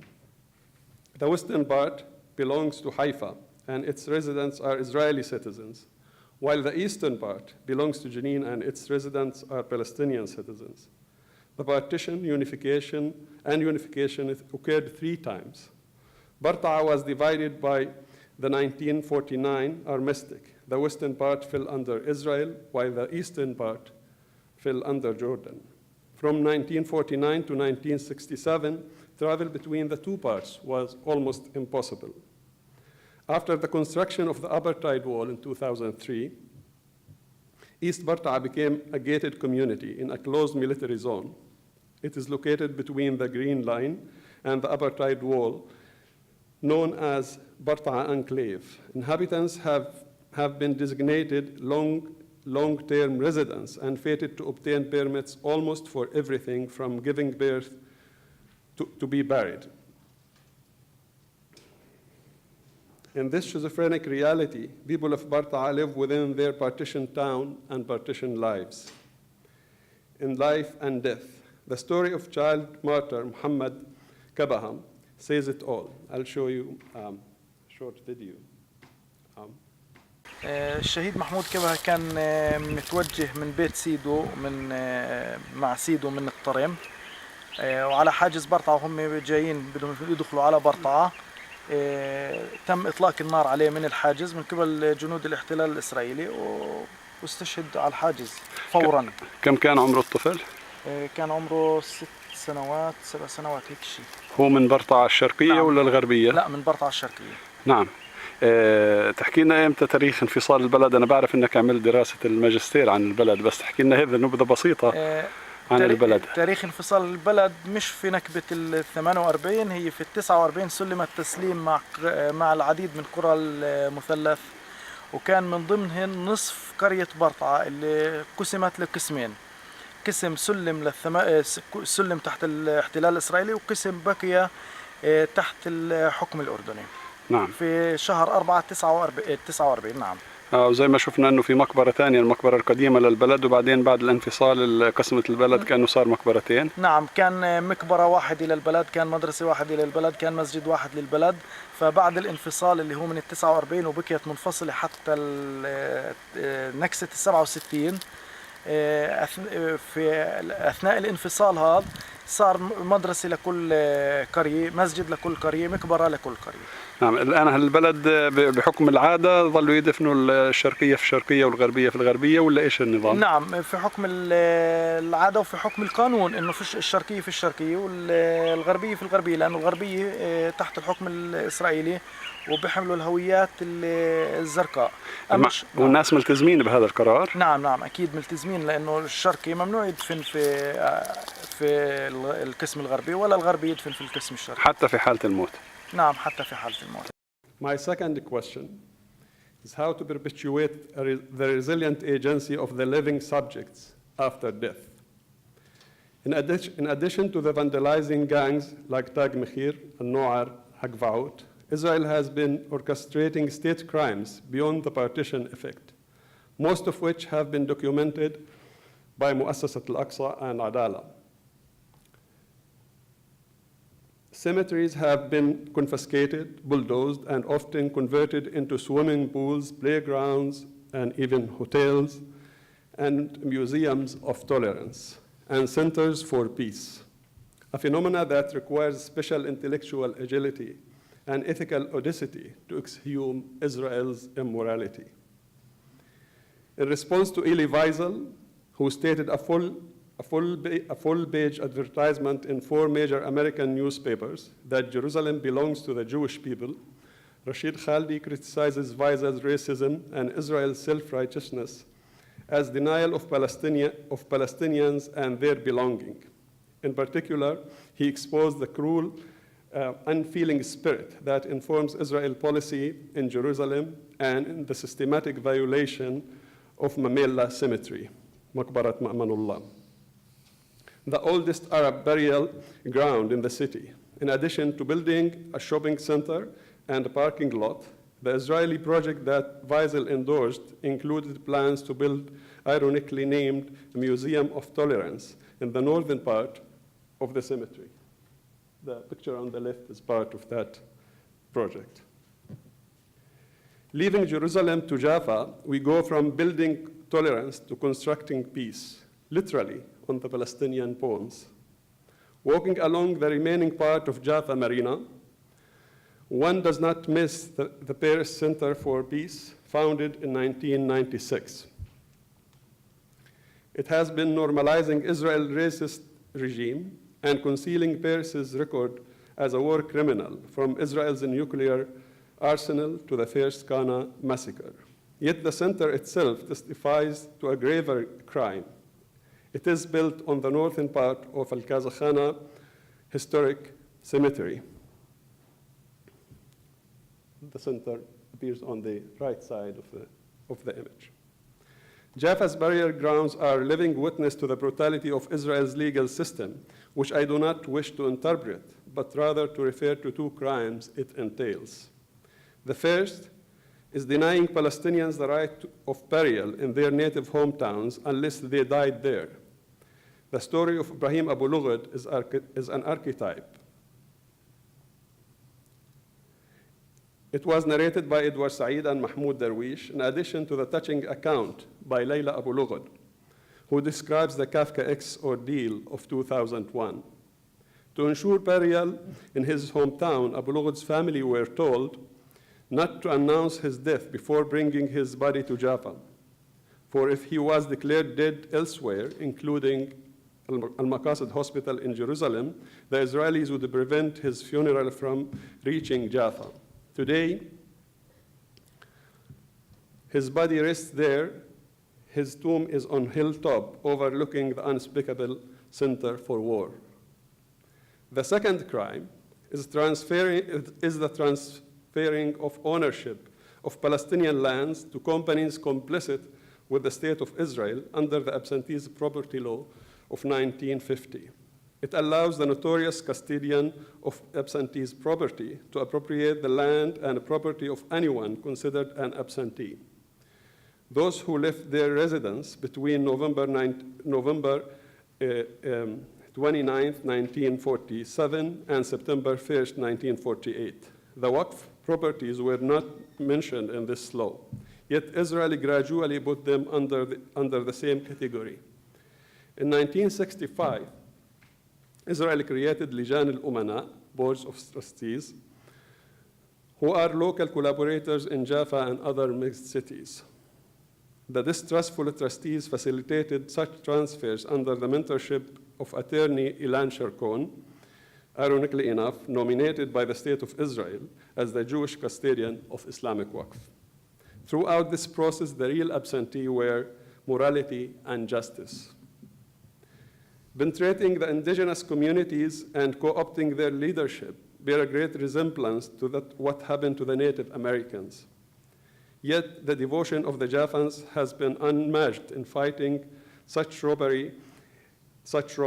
robbery, legally and through imposing post-mortem de facto upon Israel as early as 1986. The testimony of Muhammad Ashkar narrates the act of resistance and lasting agency of the dead. He wants to be buried in so many places, wherever there are places that are disputed. بآخر المطاف المحكمة العليا أصدرت قرار إنه الصفقة هي صفقة قانونية، واليوم عمليا الشركة اللي شرت الأرض تقدر تيجي تاخذ شقفة الأرض اللي هي مساحتها 40 دونم. فإحنا كمجتمع أو كمؤسسات في مدينة يافا اتعمدنا طبعا على مدار السنين كلها. اليوم ما كشفنا على موضوع هذا المقبرة نفسها، يعني الكل صار يوصي حتى الشخصيات اللي ك السيد يوسف عاشور اللي طبعا تم اغتياله بمدينة يافا. طبعا هو كان موصي انه يدفن بالجزء تحديدا باقصر جزء اللي تم بيعه. الشيخ بسام مثلا رحمة الله عليه وصى انه يدفن بالجزء المبيوع. يعني انا شخصيا موصي انه يدفنوني برضه بالجزء وين في مساحات فاضيه بالجزء الممنوع يدفنوني فيها. عندنا كثير اصحاب جماعات، في عندنا وعي الحمد لله بالبلد، هي يعني بمثابه فرض امر واقع. انت بتفرض علي امر واقع من خلال القوانين اللي بتسنها، وانا بدي افرض عليك امر واقع من خلال بشكل ايش اشياء اللي هي عمليه اللي انا اقدر اسويها. يعني نكمل بالمقاومه بعد عمر طويل كمان ان شاء الله. يعطيك الف عافيه. الله يعافيك. شكرا جزيلا. My third question is how to expand the land of memory through our serene disregard for colonial temporality. Dalal Mughrabi of Jaffa is another icon of the Palestinian living cemetery. Born in Sabra refugee camp in Lebanon, she joined Fatah movement at the peak of the Palestinian armed struggle. In the 1978 operation aimed at the Israeli Ministry of War in Tel Aviv, freedom fighters clashed with Israeli commandos before reaching the target. Mughrabi was martyred, then emulated by the war criminal Ehud Barak, former Minister of War and Prime Minister of Israel. Barak also emulated the Palestinian poet Kamal Nasser in Beirut in 1973. Nasser's body was riddled by 33 bullets, 10 of which were targeted his tongue, a gesture to show how Israel deals with the poets of the enemy. During a Rudwan prisoner exchange between Hezbollah and Israel in 2008, Mughrabi's remains remained a riddle. Sending an empty coffin with some dirt and stones, Israel claimed that it couldn't locate Mughrabi's remains due to the underground currents moving the coffin. Mughrabi's story belongs to an obscure chapter of my work, the cemeteries of numbers. Throughout the Palestinian struggle for freedom and self-determination, a disputed number of fighters died in the battlefields. In a violation of the international law, especially Article 17 of the Geneva Convention, Israel withheld martyrs' bodies in top-secret cemeteries, buried with no regard to their social, religious, or national burial rights. 4 cemeteries have been identified thus far as a result of a resilient local, regional, and international investigations. The nature of these cemeteries is a disgrace to human dignity, both for the dead and their living relatives. They are bare graves, surrounded by stones where each grave is marked by a metal plate with a number for identification where the names are also top secret and epitaphs are yet to be written. The Jerusalem Legal Aid and Human Rights Center leads the efforts to retain the bodies of the martyrs and host the national campaign for the same purpose. Still, there have been limited contributions to fill the lacuna of this studying area, a rich topic yet deafly silent and blindly invisible. Recently, Israel has been holding the remains of 31 Palestinians since October 2015. The current intifada broke out as a response to the settler assaults on Palestinians' shrines, especially in Jerusalem, and the frenzied settler attacks on Palestinians, including burning to death Muhammad Abu Khdeir and the Dawabshi family in Nablus. Contrary to the keen activism to retain the remains, the father of the most celebrated martyr, Muhannad al-Halabi, a 19-year-old from Jaffa, offers an alternative. He declares that Palestinians should not conform to the Israeli abuses. His tranquility stems from the fact that the burial of his son in the soil of 1948 is the ultimate union with the land for which he sacrificed himself. I'll move to my fourth question. How to construct a right of return through the map of death? The right of return has been the mission and the obsession of the Palestinians since 1948. Nasri Hajjaj's documentary, Dhill al-Ghiyab, Shadow of Absence, is an example of this incurable melody of hope. The filmmaker, a refugee from Al-Na'ma, depopulated village in Safad, was born in Ain al-Hilwa refugee camp in Lebanon. His film narrates the diasporic life of the Palestinians, their exile and death. It narrates stories of Palestinian refugees within and outside historic Palestine, including Yasser Arafat, Mahmoud Darwish, Edward Said, Najil Ali, Emil Habibi. Emil Habibi was an exception. He remained in Haifa. Hajjaj's motive was his own experience, where his martyred brother and dead father were denied burial in their hometown at the shores of Hula Lake in Upper Galilee. The host countries, especially in Lebanon, prevented Palestinians from burying their dead in public cemeteries.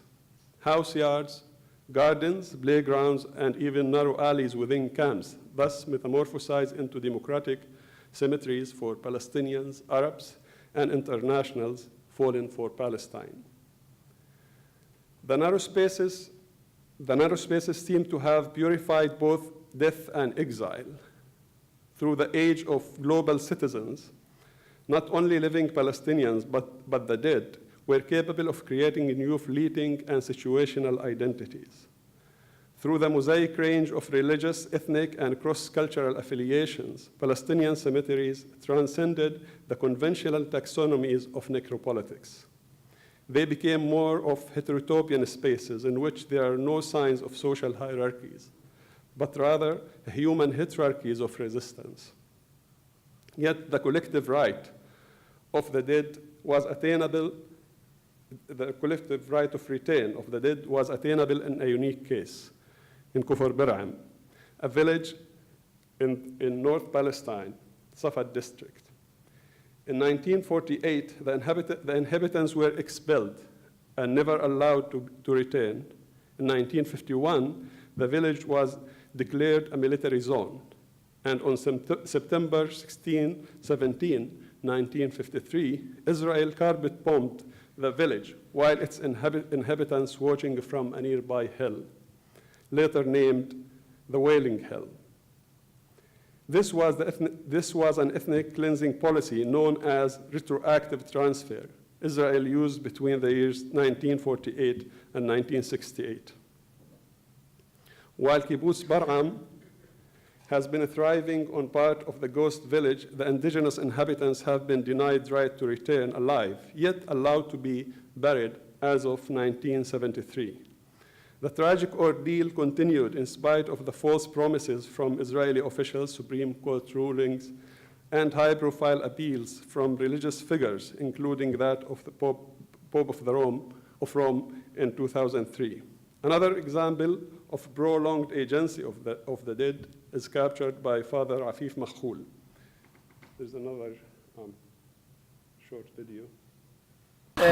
كفر برعم ومقبرتها بعودوا لأكثر من 150 سنة، لأنه في الأول كانت المقبرة بوسط البلد، وبعدين لما طبعا ضاقت المقبرة أخذوا قطعة من أرض البلد نفسها وبدفنوا فيها كل الوقت، ورجعنا نقبر فيها سنة 1973 وبعدنا مستمر.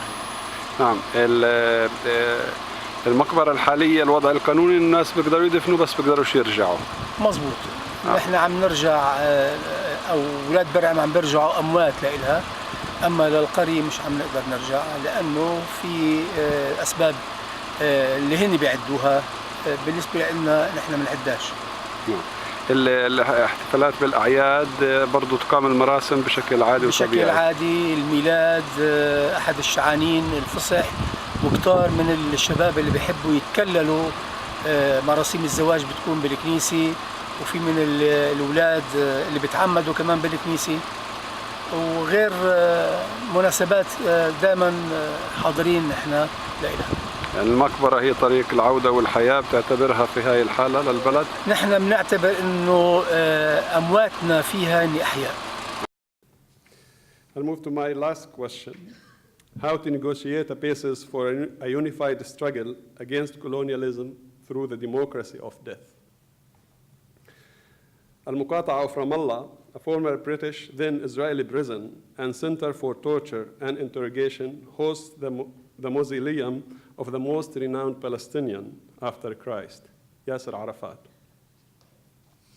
At the entrance, there is a ceramic sign indicating the distance to Jerusalem from the tomb of the iconic Palestinian leader. The sign is as symbolic as the architecture itself. It's made of glass and Jerusalem stone. It's surrounded on three sides by water, and a piece of a rail track is entombed underneath the grave.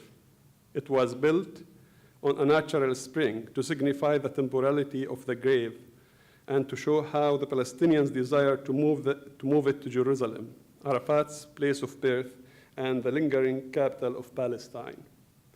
To further the concept of temporality, the monument has also a mosque with a minaret shining a laser beam towards Jerusalem, a green light towards Jerusalem perpetuating Matthew's line, he is not here. He is not here, for he is risen. In response to Sharon's plan to expel him to Beirut in 2002, Arafat said, quote, "Is it his homeland or ours? We were planted here before the Prophet Abraham came, but it looks like the Israelis do not understand history or geography. From here, I only go to Jerusalem, a martyr, a martyr, a martyr." Arafat's wish came true, yet far, far away from Jerusalem, which is so near, yet so far. In 1994, Yitzhak Rabin bragged about being born in Jerusalem, the unified eternal capital of Israel and the heart of the Jewish people. Arafat then was bent out of shape and responded, "You were not," this was on the CNN, by the way, "you were not the only one born in Jerusalem. Hundreds of thousands of Palestinians were born in Jerusalem, including myself. And when you were born in Jerusalem, Mr. Rabin, you were born a Palestinian Jew under the British mandate." Arafat's response could be read retroactively as a reminder of the Palestinian National Charter of 1968, which treats humans as equals, regardless of their religious identification.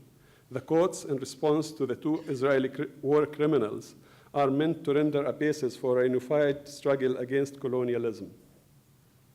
Among the myriad of records I collected, that of Chaim Hanegvi is the most optimistic, if optimism is at all possible in such a morbid context. Haim is a Palestinian Jew from Hebron, living in Tel Aviv. He's the founder of the socialist organization Matzpan. Haim's activism came in response to the hideous crimes by Rabbi Moshe Levinger and the infamous Brooklyn doctor Baruch Goldstein, who massacred 29 Palestinians during their dawn prayer at Al-Haram al-Ibrahimi in 1994. Haim relinquished his family's rights to the Daboya property in response to settlers' frenzy to capture the whole city. He asserts, quote, "I do not want any of my possessions or any part of my house as long as property, homes, and land aren't returned to the Palestinians.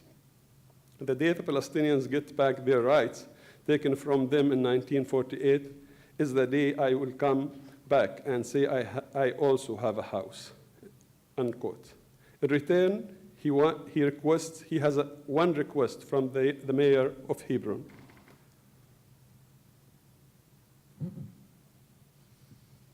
איזה מין אנשים האלה? אתה רואה אותם במדיה שמדברים, אומרים בקיצור, באנו לגרש אתכם, יש לכם 22 מדינות, אז תלכו, פה יושבים, זה בושה. מה אומרים לשכנים שלהם, הערבים שגרים שם? לקללים, אני שם והייתי את זה. למה זה? מה שקורה פה זה טרגדיה שהיהודים הולכים ושוברים את הראש בקיר. אין תקווה. תאמין לי חבל על כל יום וחבל על כל נקודת דם ועל כל סבל לכל המשפחות, הערביות והיהודיות והפלסטיניות. אז מה אני רוצה להגיד לך עכשיו?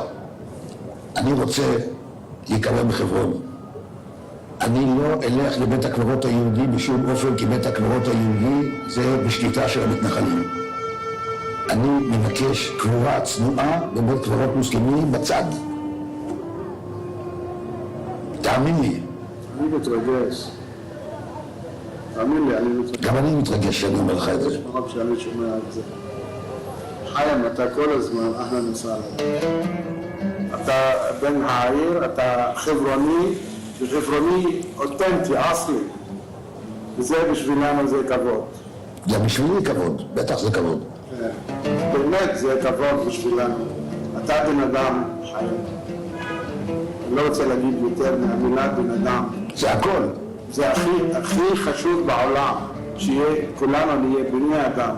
כל אחד יש לו אותו זכויות, אותו חובות, אותו הרגשה. שאתה אמרת את כמה מילים, אני התרגשתי מאוד. ואני אומר לך כל הכבוד חיים.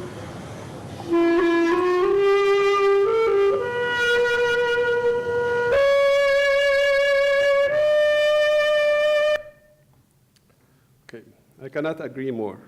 Jewish and non-Jewish in one struggle.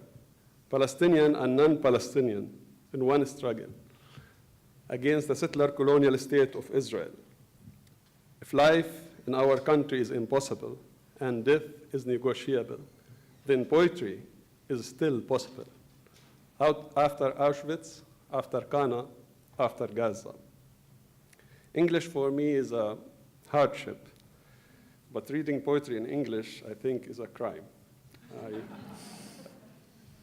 Please pardon me to read this poem in Arabic, and I'll provide you the translation in English. أبد الحياد في بلادنا لا تكف البلاغة عن حب مرآتها إلا لمامة، لكن نرجسنا المعلى ليس ينبت عند ماء قد يعكره الغريب، فالغزاة لا يعرفون أسماء أزهارنا ولا ينابيع أنهارنا، لكنهم يحسنون التقاط الحجارة تلك التي لا تزال عليها سمات الأكف التي نخلوها بالرصاص، ثم يرمونها في ماء بركتنا كي يجرحوا ظل نرجسنا، لكنهم بعد فعلتهم لا يفرحون ولا يحزنون. في بلادنا لا يحلم الناس إلا لمامة، لكنهم يحلمون أحلام تحرير للبلاد وتحرير للعباد من أسر حبها، أحلام عشق وأحلام عود إلى دفء البيوت. حين يندحر الغزاة لكنهم يسكنون أحلامنا بعد هدم البيوت، وحين نقاتلهم في المنام كما نقاتلهم حين نصحو يعلنون انسحاب قواتهم للأمام، يحجبون الصحافة ثم يوقفون أجساد أبطالنا في التوابيت احتياطاً عند باب المقبرة كي ينعم الأمن بالأمن، لكنهم بعد وقفتهم لا يفرحون ولا يحزنون. في بلادنا لا يحجب العاشقون أسرارهم إلا لماما، لكنهم حين يفشونها سرعان ما يغرقون في نوم طويل. لم يأنسوا ناراً بوادي العشق، لم يأتوا حفاة، لم يأتهم طير من العطار يدعو للنفير على طريق الشمس، كانوا ذاهبين بمحض شفتهم لتسوية الحساب مع العدو. وكان أن عادوا إلينا بل أعيدوا تحملهم أكف قد يعرفونها في دروب قد يعرفونها، والحشد يعرفها ولا شك يعرف لحن الهتاف وإن غاب عنه اسم الشهيد، لكنهم بعد رقدتهم لا يفرحون ولا يحزنون. Thank you.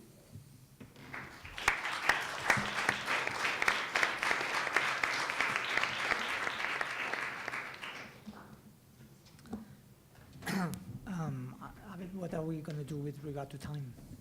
It's 12:25. What do you want to do with time? With time, in terms of the conversation. So how many minutes do we have? Right now, it's 12:25. Oh, okay. So in terms of the schedule, we're supposed to finish in 4 minutes. Oh, okay. We did start late, but Maybe so we can have 15 minutes. 15 minutes.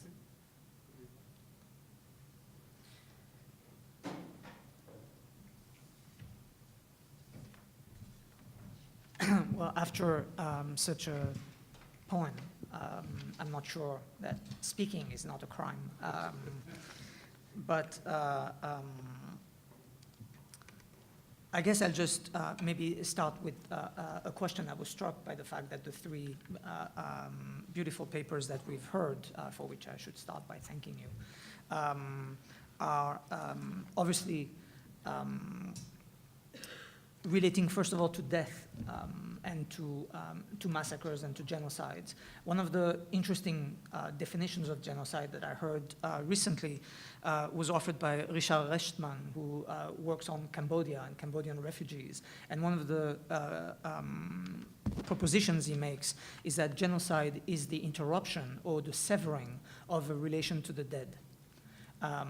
I take it that the phrase democracy, the democracy of the dead, is one way of answering this, and it seems quite compelling to me that throughout the three papers, what the three of you are describing is in fact a way of not so much renewing, but maintaining and fostering whatever.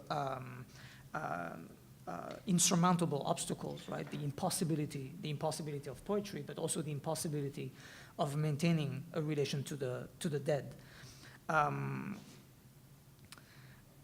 I think you used the word testimony in your paper, and I'm wondering to what extent we as we juxtapose, and aside from a quick reference to Native Americans, none of you made any particular gesture that would facilitate the juxtaposition that the conference that today is actually about.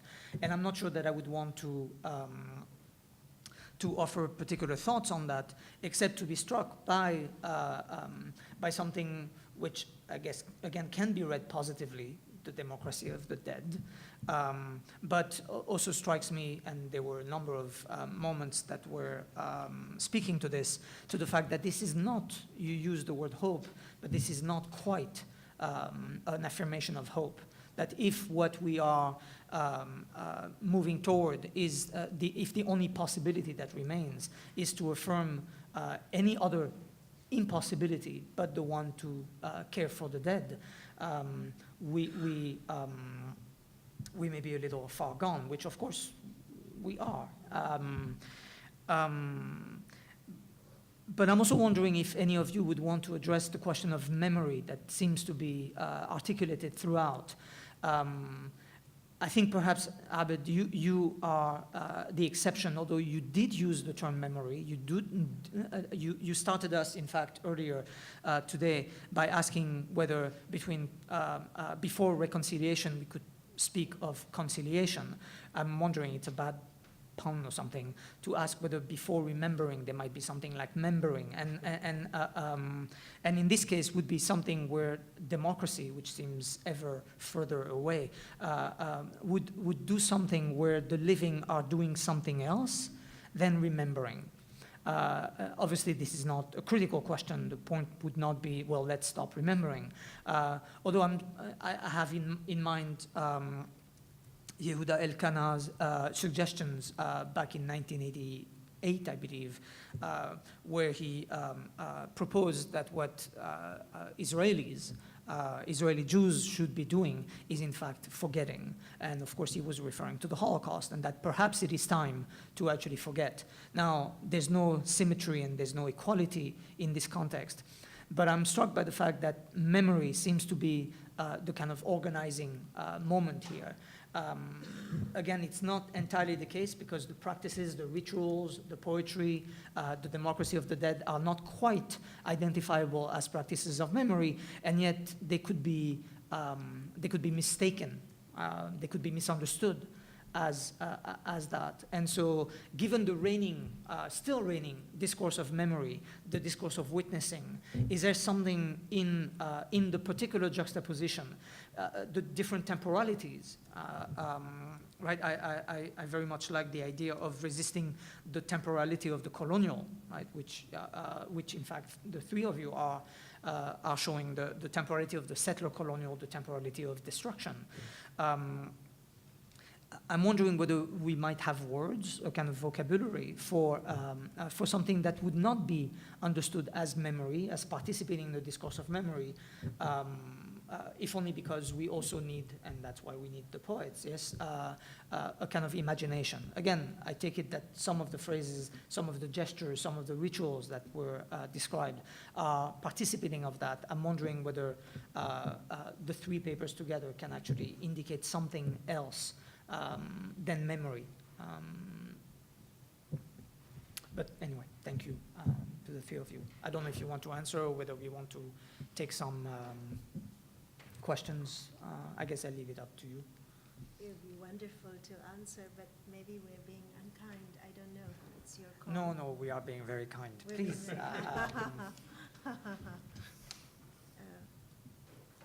Go ahead, yeah. Can you hear? Yes. I think that's a gorgeous question. I think I want to respond to two quick things. One is memory in Kashmir in relation to the graves is and was, when we were doing this work, deemed insurgent.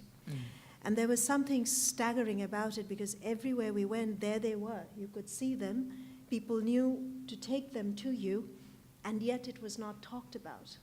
And when the report was published, people kept saying, you've discovered, to the tribunal, People's Tribunal, you've discovered them. And we were like, no, but we haven't. People have lived with them for years, but it is not a memory that was, it lived through in the subterranean.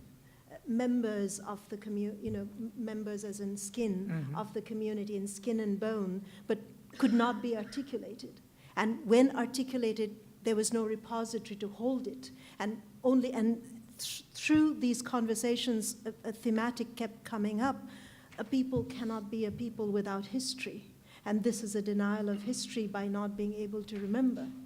I will just leave it at that. And one other comment, just very quickly, you talked about us and intersectionalities in and between our work. I think that's the invitation. For me, it was a very precious and hesitant step. This solidarity in being able to think together is a luxury, and I could only approach it through bringing what to me is a very, I've not been able to go back to these graves because we got, a lot happened in our personal lives, but also work with the graves that were legal, technical, so on and so forth. And this is the first time thanks actually to Abid coming into my office and refusing to leave at Kent, saying, we're going to do this. Thank you, Abid, for that.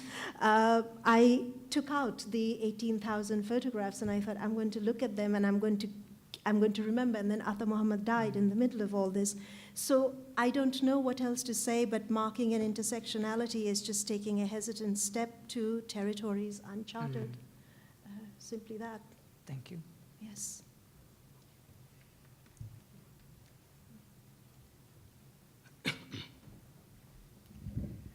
So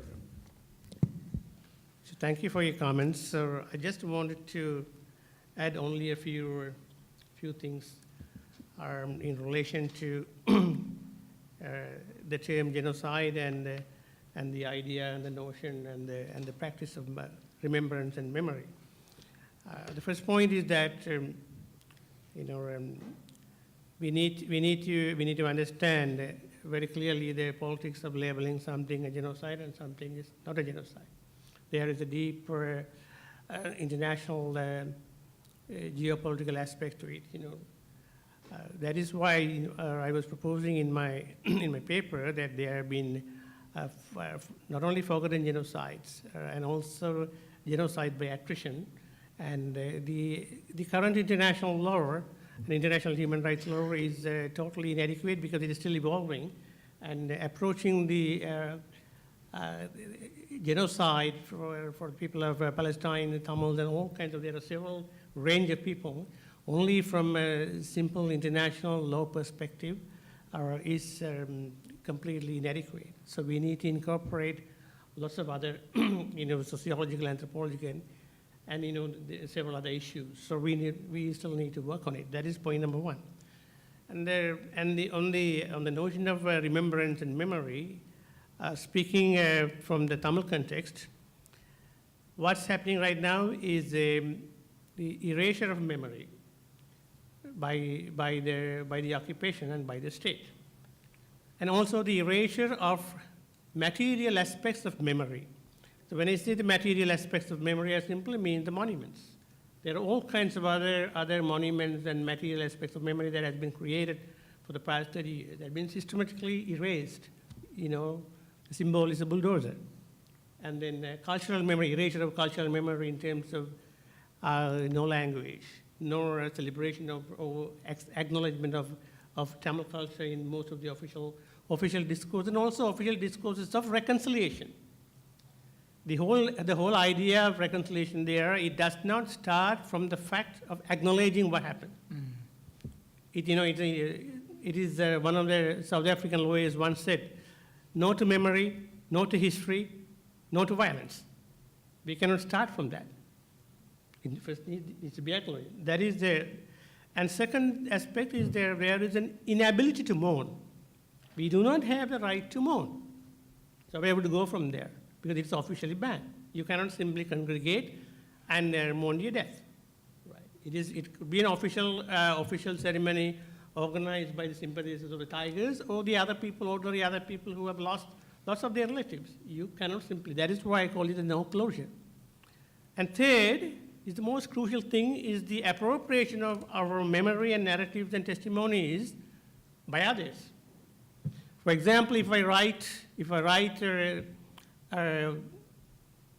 the whole lot of testimonies and memories of the war in my language, nobody cares.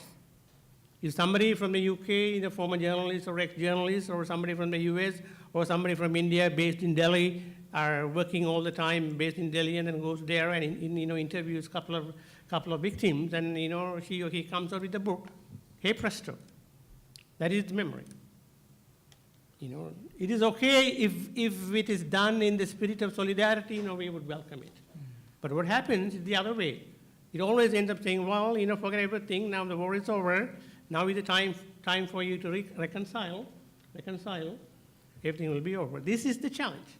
This is the challenge where I am arguing that, the literature and all kinds of other testimonies are, fragmented memories. It could be fragmented memories, it could be, partly erased, partly there, but it is our task to, in a sense, reconstruct and moving forward.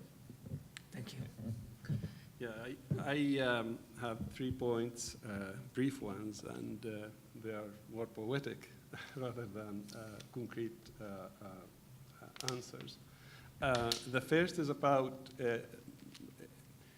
not pampering ourselves or having this luxury of having some hope in a morbid space like the cemetery, but it's the suffocation of reality, which is so distorted and so controlled by the colonial power, forces us towards new spaces of hope that are not distorted. And having the cemetery or defining the cemetery as a heterotopia that is not, it's one of the 3 spaces that I believe that are not controlled by colonial powers. In the Palestinian case, I believe that the camp, the prison, and the cemetery escape both the Israeli colonial discourse and narration, and also the Palestinian formal discourse that omits these 3 spaces. And seeking refuge in the cemetery gives me hope that there is certain part of this reality is not distorted yet. So pure and so present and so visible, yet it's not fully explored. The second point is also a poetic choice that I feel as a poet, as a refugee, as a political subject, that the metaphor of Palestine is becoming bigger than Palestine, while Palestine is eclipsed by its own metaphor. Israel is controlling the land. The Palestinians are trying to substitute with a different geography, which is the metaphor of Palestine. And I think the symmetry takes us back to part of the realm that belongs to the actual Palestine, not the metaphor, that eclipsing reality. And it does not have to do, it's not about just geography, it has to do with the human lives. As we saw, I showed less than 10 records, maybe 5 records, out of this huge number of personal stories in the cemetery. And the last one, I think it's quite political, because I believe that the Funis story that the late Edward Said utilized, I think it's irrelevant. It's irrelevant because it does not deal with 2 singularities that I referred to by Derrida. It's an individual right to collect, to recollect, or to memorize. But when there is a collective dismembering of the membering and a national attempt to remember, I think this has to do with political rights. Because we cannot talk about these calamities without addressing the political rights of the Palestinians, the Kashmiris, and the Tamils. Yeah, so these are my brief comments. Thank you. I guess we might have 3 minutes for questions from the audience. I just want, is this mic on? Yep. I just want to commend the organizers of this panel, because it did something that I haven't seen often in my experience. And that is, it's done a comparison that didn't really have to name itself. It was so deep and so obvious. The comparisons, you hear the Kashmiri case, you hear the Sri Lankan case, you hear the Palestinian case, and they speak to each other so deeply and so intimately that we don't even need the language of comparison. And that's amazing. I mean, I've never seen a comparison so rich and so compelling and, in a sense, almost unspoken. It's amazing. And 2 other things. One is, that the impulse that all of you shared, which was a documentary impulse. There was work, there was research, there was field work, there were examples of how you have documented these things, and that's work that's, it's very tough and very hard, and it bears much further investigation about how that work, what kind of, all the archives of images and documentations of cemeteries and burials and numbers and names, and there's so much there. But that, at the same time, is totally mixed up in explicitly in two cases, and one in more analytic case of the imagination, the poet who is on the scene, and the imagination, and that imagination gets involved with the testimony of folks who themselves are drawn out in ways they haven't been able to speak. I mean, this is just the most incredibly rich project, and I commend you all.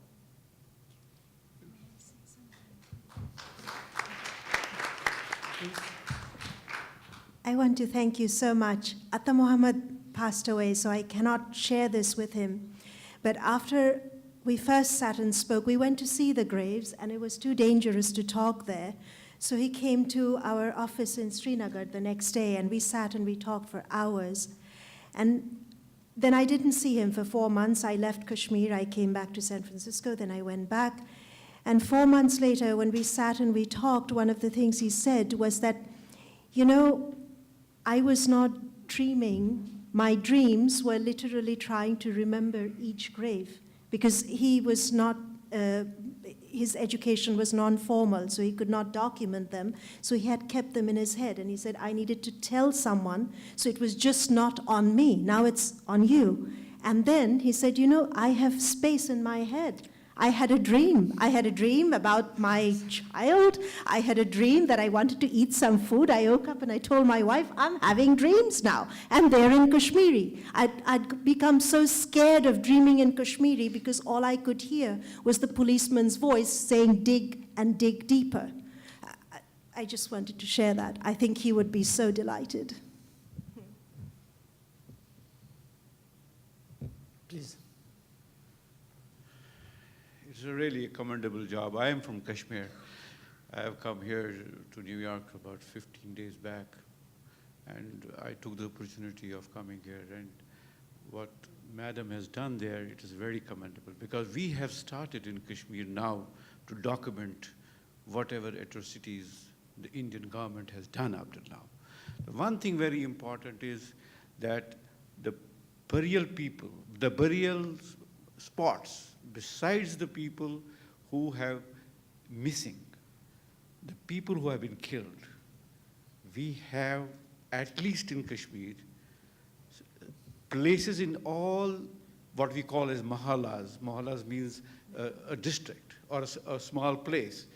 Even the parks have these burial grounds separately than the people who are having a natural death.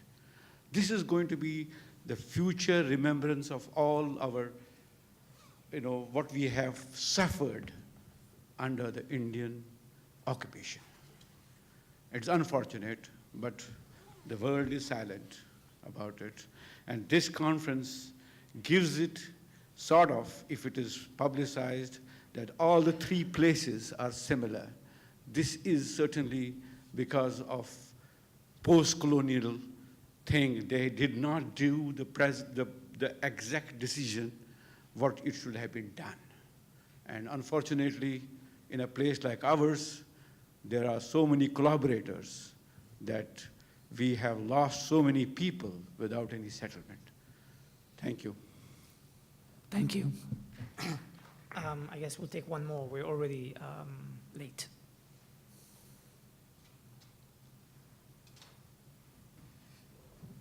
Hi, thank you to the panel first. I have a question to Professor Chairan. While there are similarities between the three particular struggles that we spoke about today, one key difference is the geographic aspect of the entity. So we can speak about a Palestine, we can speak about a Kashmir, but when it comes to Sri Lanka, the terms that Tamils use, Tamilulam or the Northeast, are frowned upon in mainstream academic circles. How can you deal with that? I didn't, I didn't get your question clearly. Can you speak to the mic? Sorry. When you speak about Kashmir and Palestine as geographic entities, when it comes to Sri Lanka and the Tamils, that's not really, in mainstream academia, it's not an accepted term. I mean, we speak about Tamilulam or the northeast of Sri Lanka. How do you deal with that in an academic aspect where we don't have, you know, an accepted terminology for the northeast of Sri Lanka? I think the one simple answer to your question is the practice of settler colonialism that is being practiced in Israel, towards Palestinians. It's the same idea that in Tamils in Sri Lanka have been going through for the past several years. That is point number one.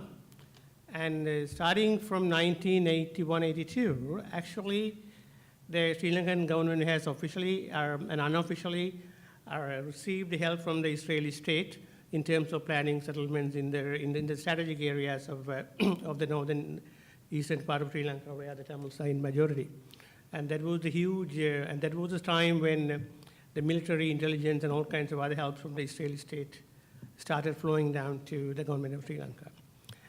And interestingly, then there are a couple of other modus operandi that the Israeli state practices in occupied Palestine. It's extremely similar, and they are mutual, and there's a hell of an understanding between the state of Israel and the state of Sri Lanka. That has been going on since 1982, and we have recorded it for a very long time. And the state of Israel has been the supporter of the Sri Lankan, all kinds of Sri Lankan state in terms of supplying military instrument, intelligence, and aircraft and everything. Right. So this is one of the simple things which has already been recorded, but not widely known because the Sri Lankan civil war and then the Tamil issue has a kind of a war without witness, right? It's unforgotten, the forgotten genocide or that kind of stuff, right? I think that will clear up some of the issues, right? Thank you. Unfortunately, we won't have time for more of a conversation, which would be absolutely justified. I guess we'll reconvene at 1:45 rather than 1:30. We're going to try to catch up with time, so see you all at 1:45. Thank you very much. Thank you all.